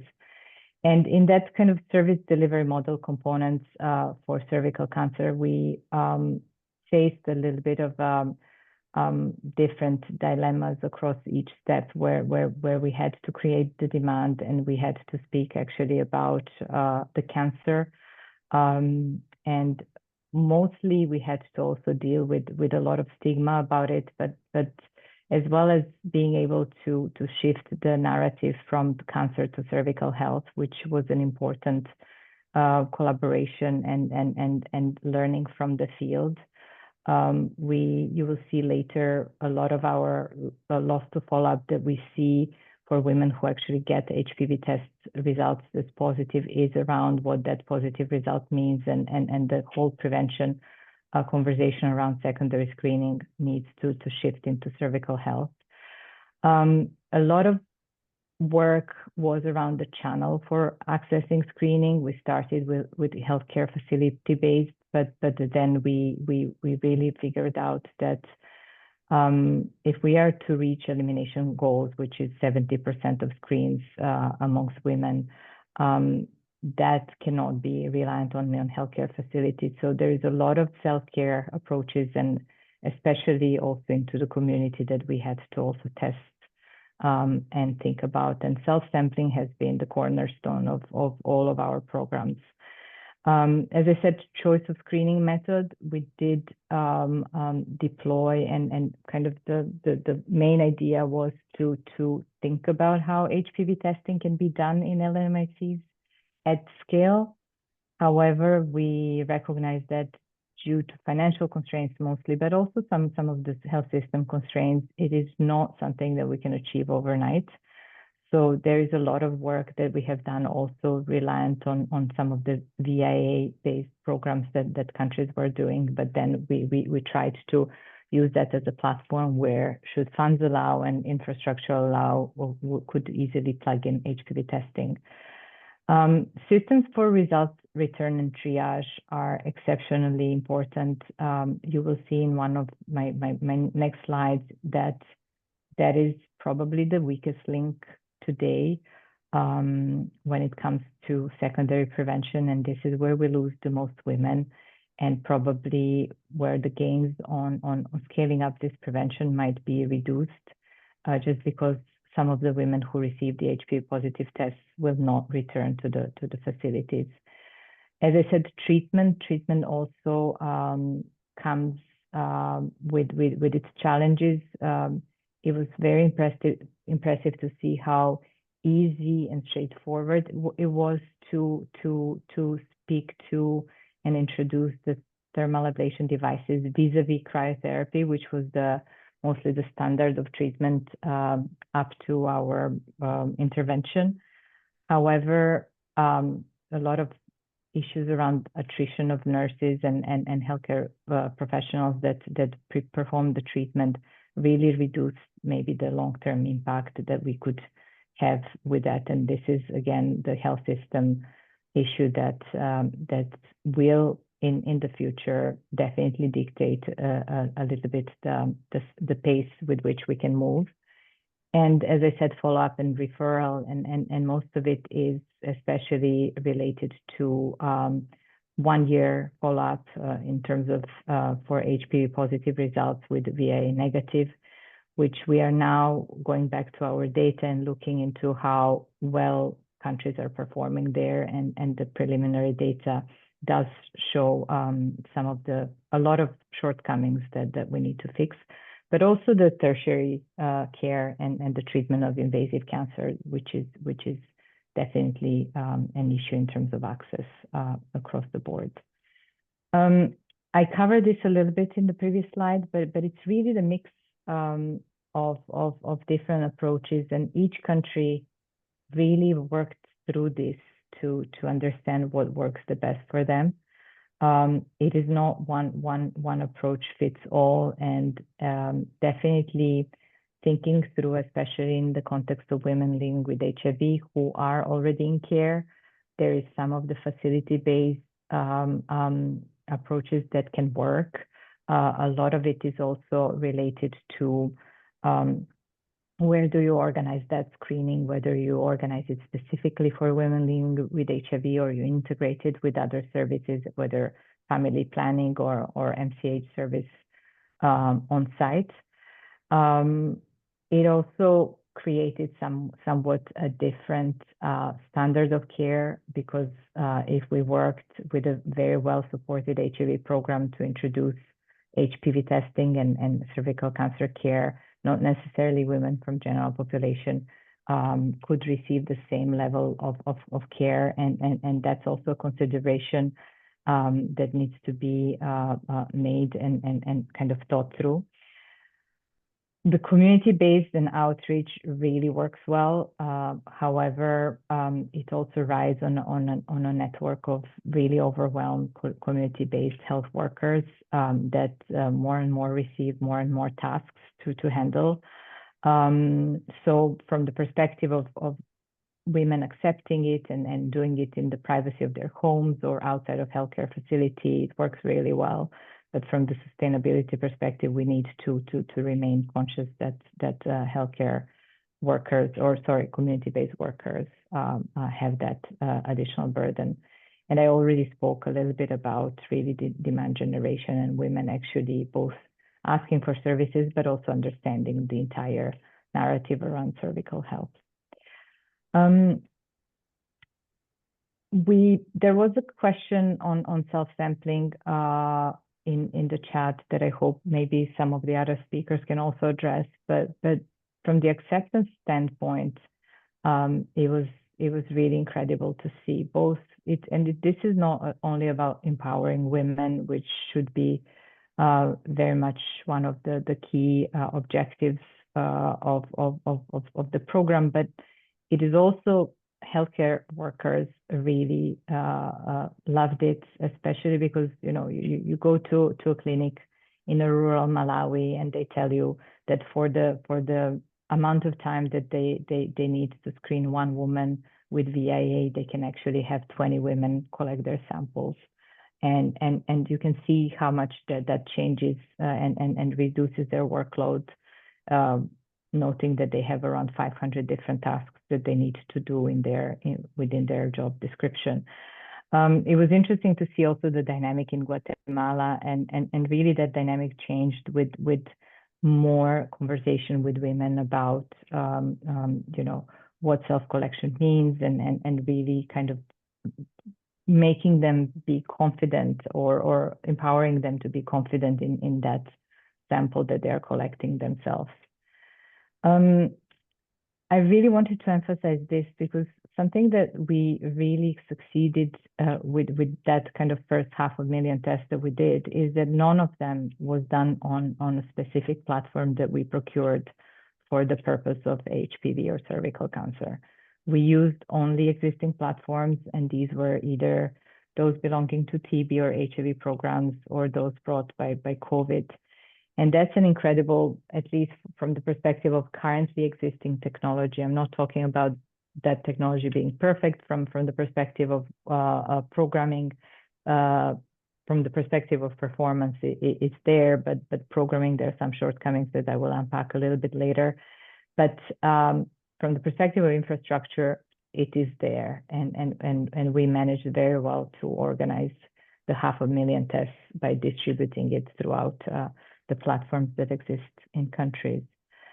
We also worked a lot on, and this is the beauty of integration, we worked a lot on decreasing the prices. And for those of you who might know HIV or TB testing prices, you would see that these prices are actually even lower than those in some cases. And we achieved it even without major volumes, but by merely just speaking to the manufacturers and asking them to think about the entire virology together, so that when they think about HIV tests and viral load tests for HIV and maybe hepatitis B or C, that they think about HPV as a contributor to those volumes, and then kind of prices going down. So pretty much in the beginning, even without doing any concrete procurement, we managed to secure these prices. They are not as low as we can go. Probably for larger scale programs, we would need to go lower. Whether these technologies can do that, or whether we need new technologies, this is also a discussion.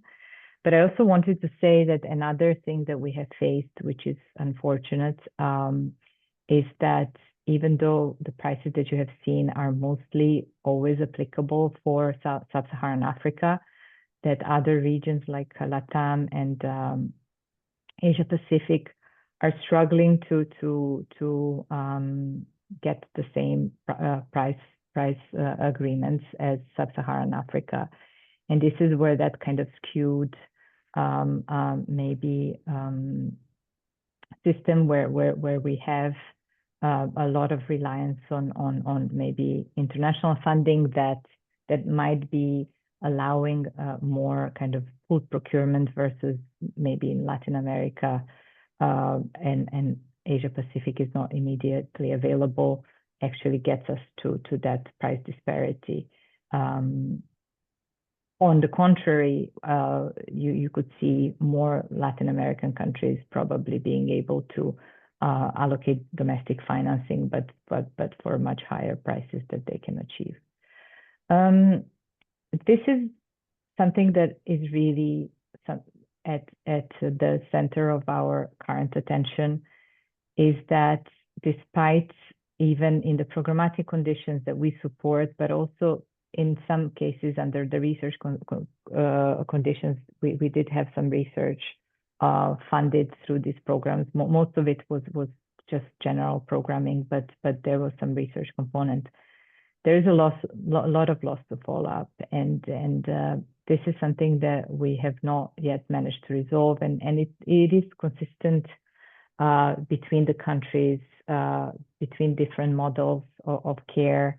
I would say that we have seen that also in the beginning with HIV viral load, but the reasons for that might differ in this case, might be connected to the stigma of cancer, and you know, a woman receiving an SMS message saying, please come back to the facility to discuss your test result, might know that it means that it's positive and might be thinking that it's immediately cancer. So I have listed here a few other studies that were published that really demonstrate that high rate of loss to follow-up across countries, across different programs, and it is consistent and definitely something that is very important to think about, especially if we are going to be chasing the 70% target by 2030. and what that target means from the perspective of how we manage those who are HPV positive. Just maybe to wrap up with 3 different slides, across different countries, we had different country needs to achieve elimination. Most of it is more, some of it is maybe easier to resolve in terms of maybe the programming and the governance. And as I said, the new tools are there. Probably the biggest pain point right now is are some elements of health workforce and service delivery that are heavily reliant on strong health systems and financing. And I wanted to call out one country that has just last Saturday on 1st of February launched their Mission 2027. It is Rwanda. Rwanda is a country, when we started working with them, they were already on track and I believe they have achieved the 90% in the first pillar, which is HPV vaccination, and they have a very strong program on that front.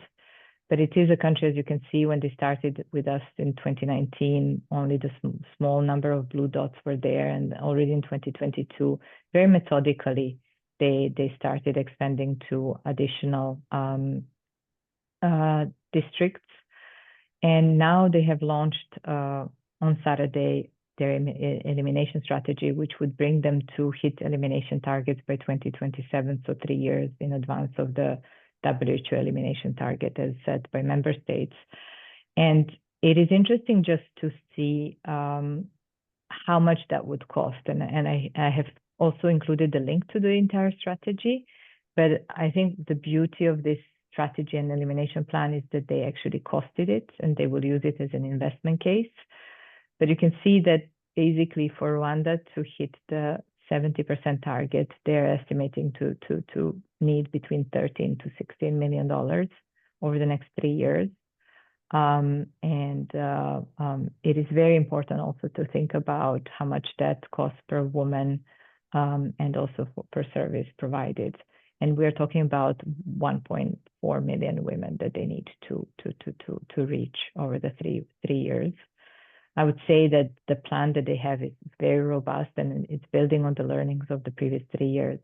But then I wanted to shift to another country, which is the Philippines, that we already worked in, although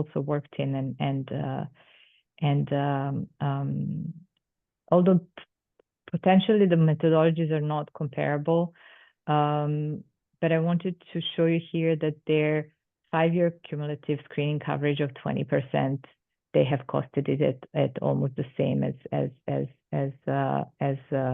Rwanda. Arguably, the number of women is different, but in the Philippines, they're targeting even lower number of women than in Rwanda, and this will get them only to the 20%. They are still thinking about producing a little bit of a counterfactual argument and they have some numbers that would demonstrate that almost the same amount would also be used to treat several hundreds of women with invasive cancer. But just to say that we are not there yet in terms of making the elimination agenda affordable with the current prices. I think I'm done with what I have prepared, but happy to also get to some of the discussion that is after the presentation. Thank you.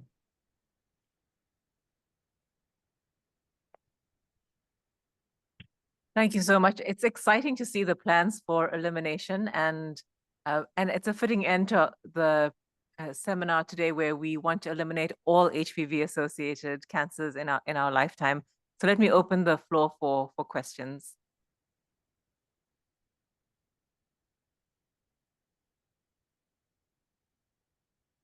Hi, thank you for the great talk. It's kind of like unfortunate to hear about the high percentage of loss to follow-up after the primary HPV screening test. I'm just wondering, like, what do you think are the main reasons behind the high loss to follow-up percentage? Oof, yeah, many. I think you know, we are doing actually a deep dive and under some research protocols. So I hope that we will also have some data to release soon. But I think it's really around it's multifactorial. One thing definitely comes from the perspective of not having that same visit, screen and treat options.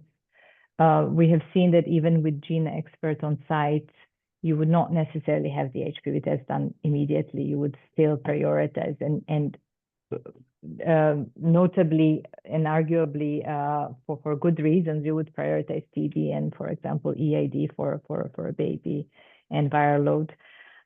But so we are not having that. But I would argue that even with that in place, we have not always seen a woman right away accept the treatment because of what treatment entails. And in many cases, you know, that's 6 weeks of abstinence, which they definitely need to also discuss with their spouses and sometimes to the communities.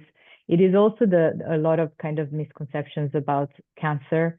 You know, in many countries, in some countries in Africa, there is not even a word for cancer, or some of it is really about you know, is very much related to the death and as a death sentence. So there's a lot of community work that needs to be done, coupled with a good patient navigation systems. We are hoping that with the community-based self-sampling, which might entail also those community-based health workers going back into communities and finding a woman to improve some of it. But definitely, yeah, it's a lot of different issues that lead to it. For me, one of the surprising findings from Nigeria was that the rate of loss to follow-up, even in women living with HIV who are already in the system, is high, which kind of needs to also be unpacked, because you would think that those are the ones that come back to the facility regularly and you can follow up them. But we all remember in the beginning of viral load times that we needed to come up with stickers and, you know, special reminders for nurses to actually remember to communicate the result. So yes, a programmatic issue to resolve, I would say. Thanks.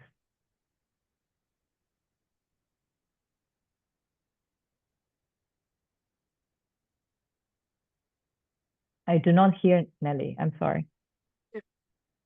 Yeah, thank you so much for that presentation.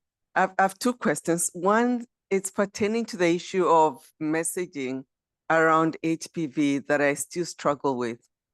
Because of this STI connotation, there's just so much stigma on how a woman takes home the message that she was diagnosed with HPV and what does that mean. So I don't know, between CHAI and Success, if you came up with any materials that we can continue to use without regenerating them to reduce that stigma that allows the communication of that result and what that means.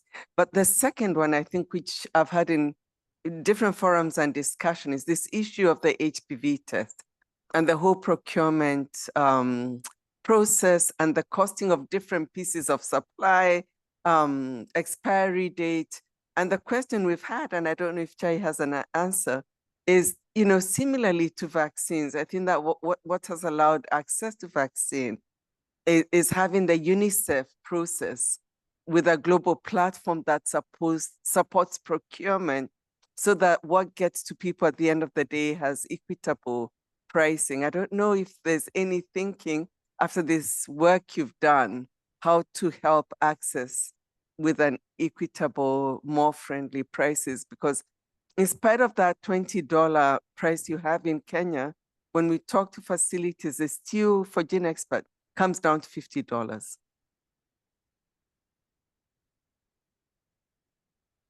Yes, and yes.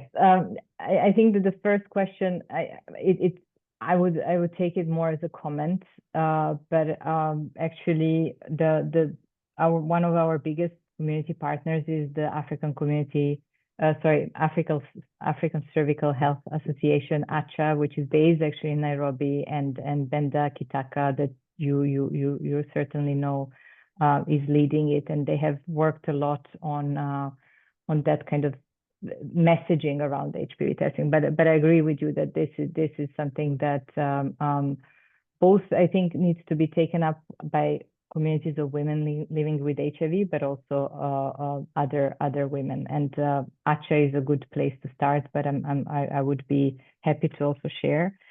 On the pricing, it's a little bit of a different, and I showed the Sub-Saharan Africa, LATAM and APAC prices, but I agree with you that even we are currently hearing, even though we made commitments, for example, with thermal ablation device manufacturers, we did a volume guarantee and they committed to a certain pricing.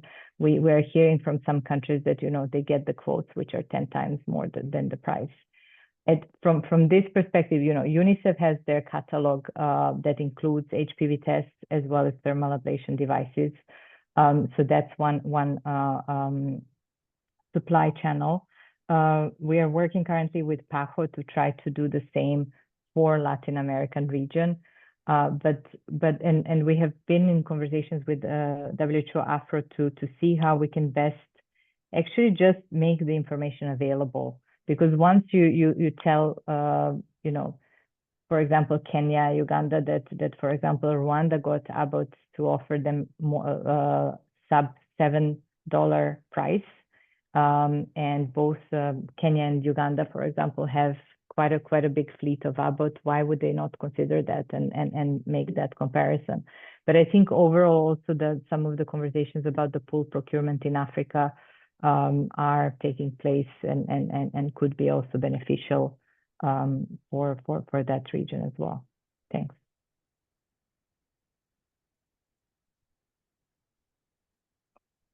I ask one final question.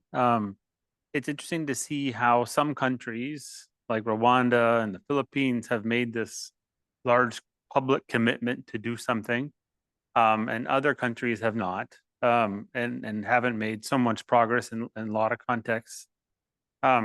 We are a community of researchers. Are there things that we can questions we can try to answer that would get more countries moving towards a coherent plan or fixing gaps, or anything that you would advise to us that are of important questions from your vantage? Thank you. I think what we, yeah, many countries, I mean, I think that there are more countries than that, but not as many as we would like to see. Definitely, you know, the financing agenda becomes an issue.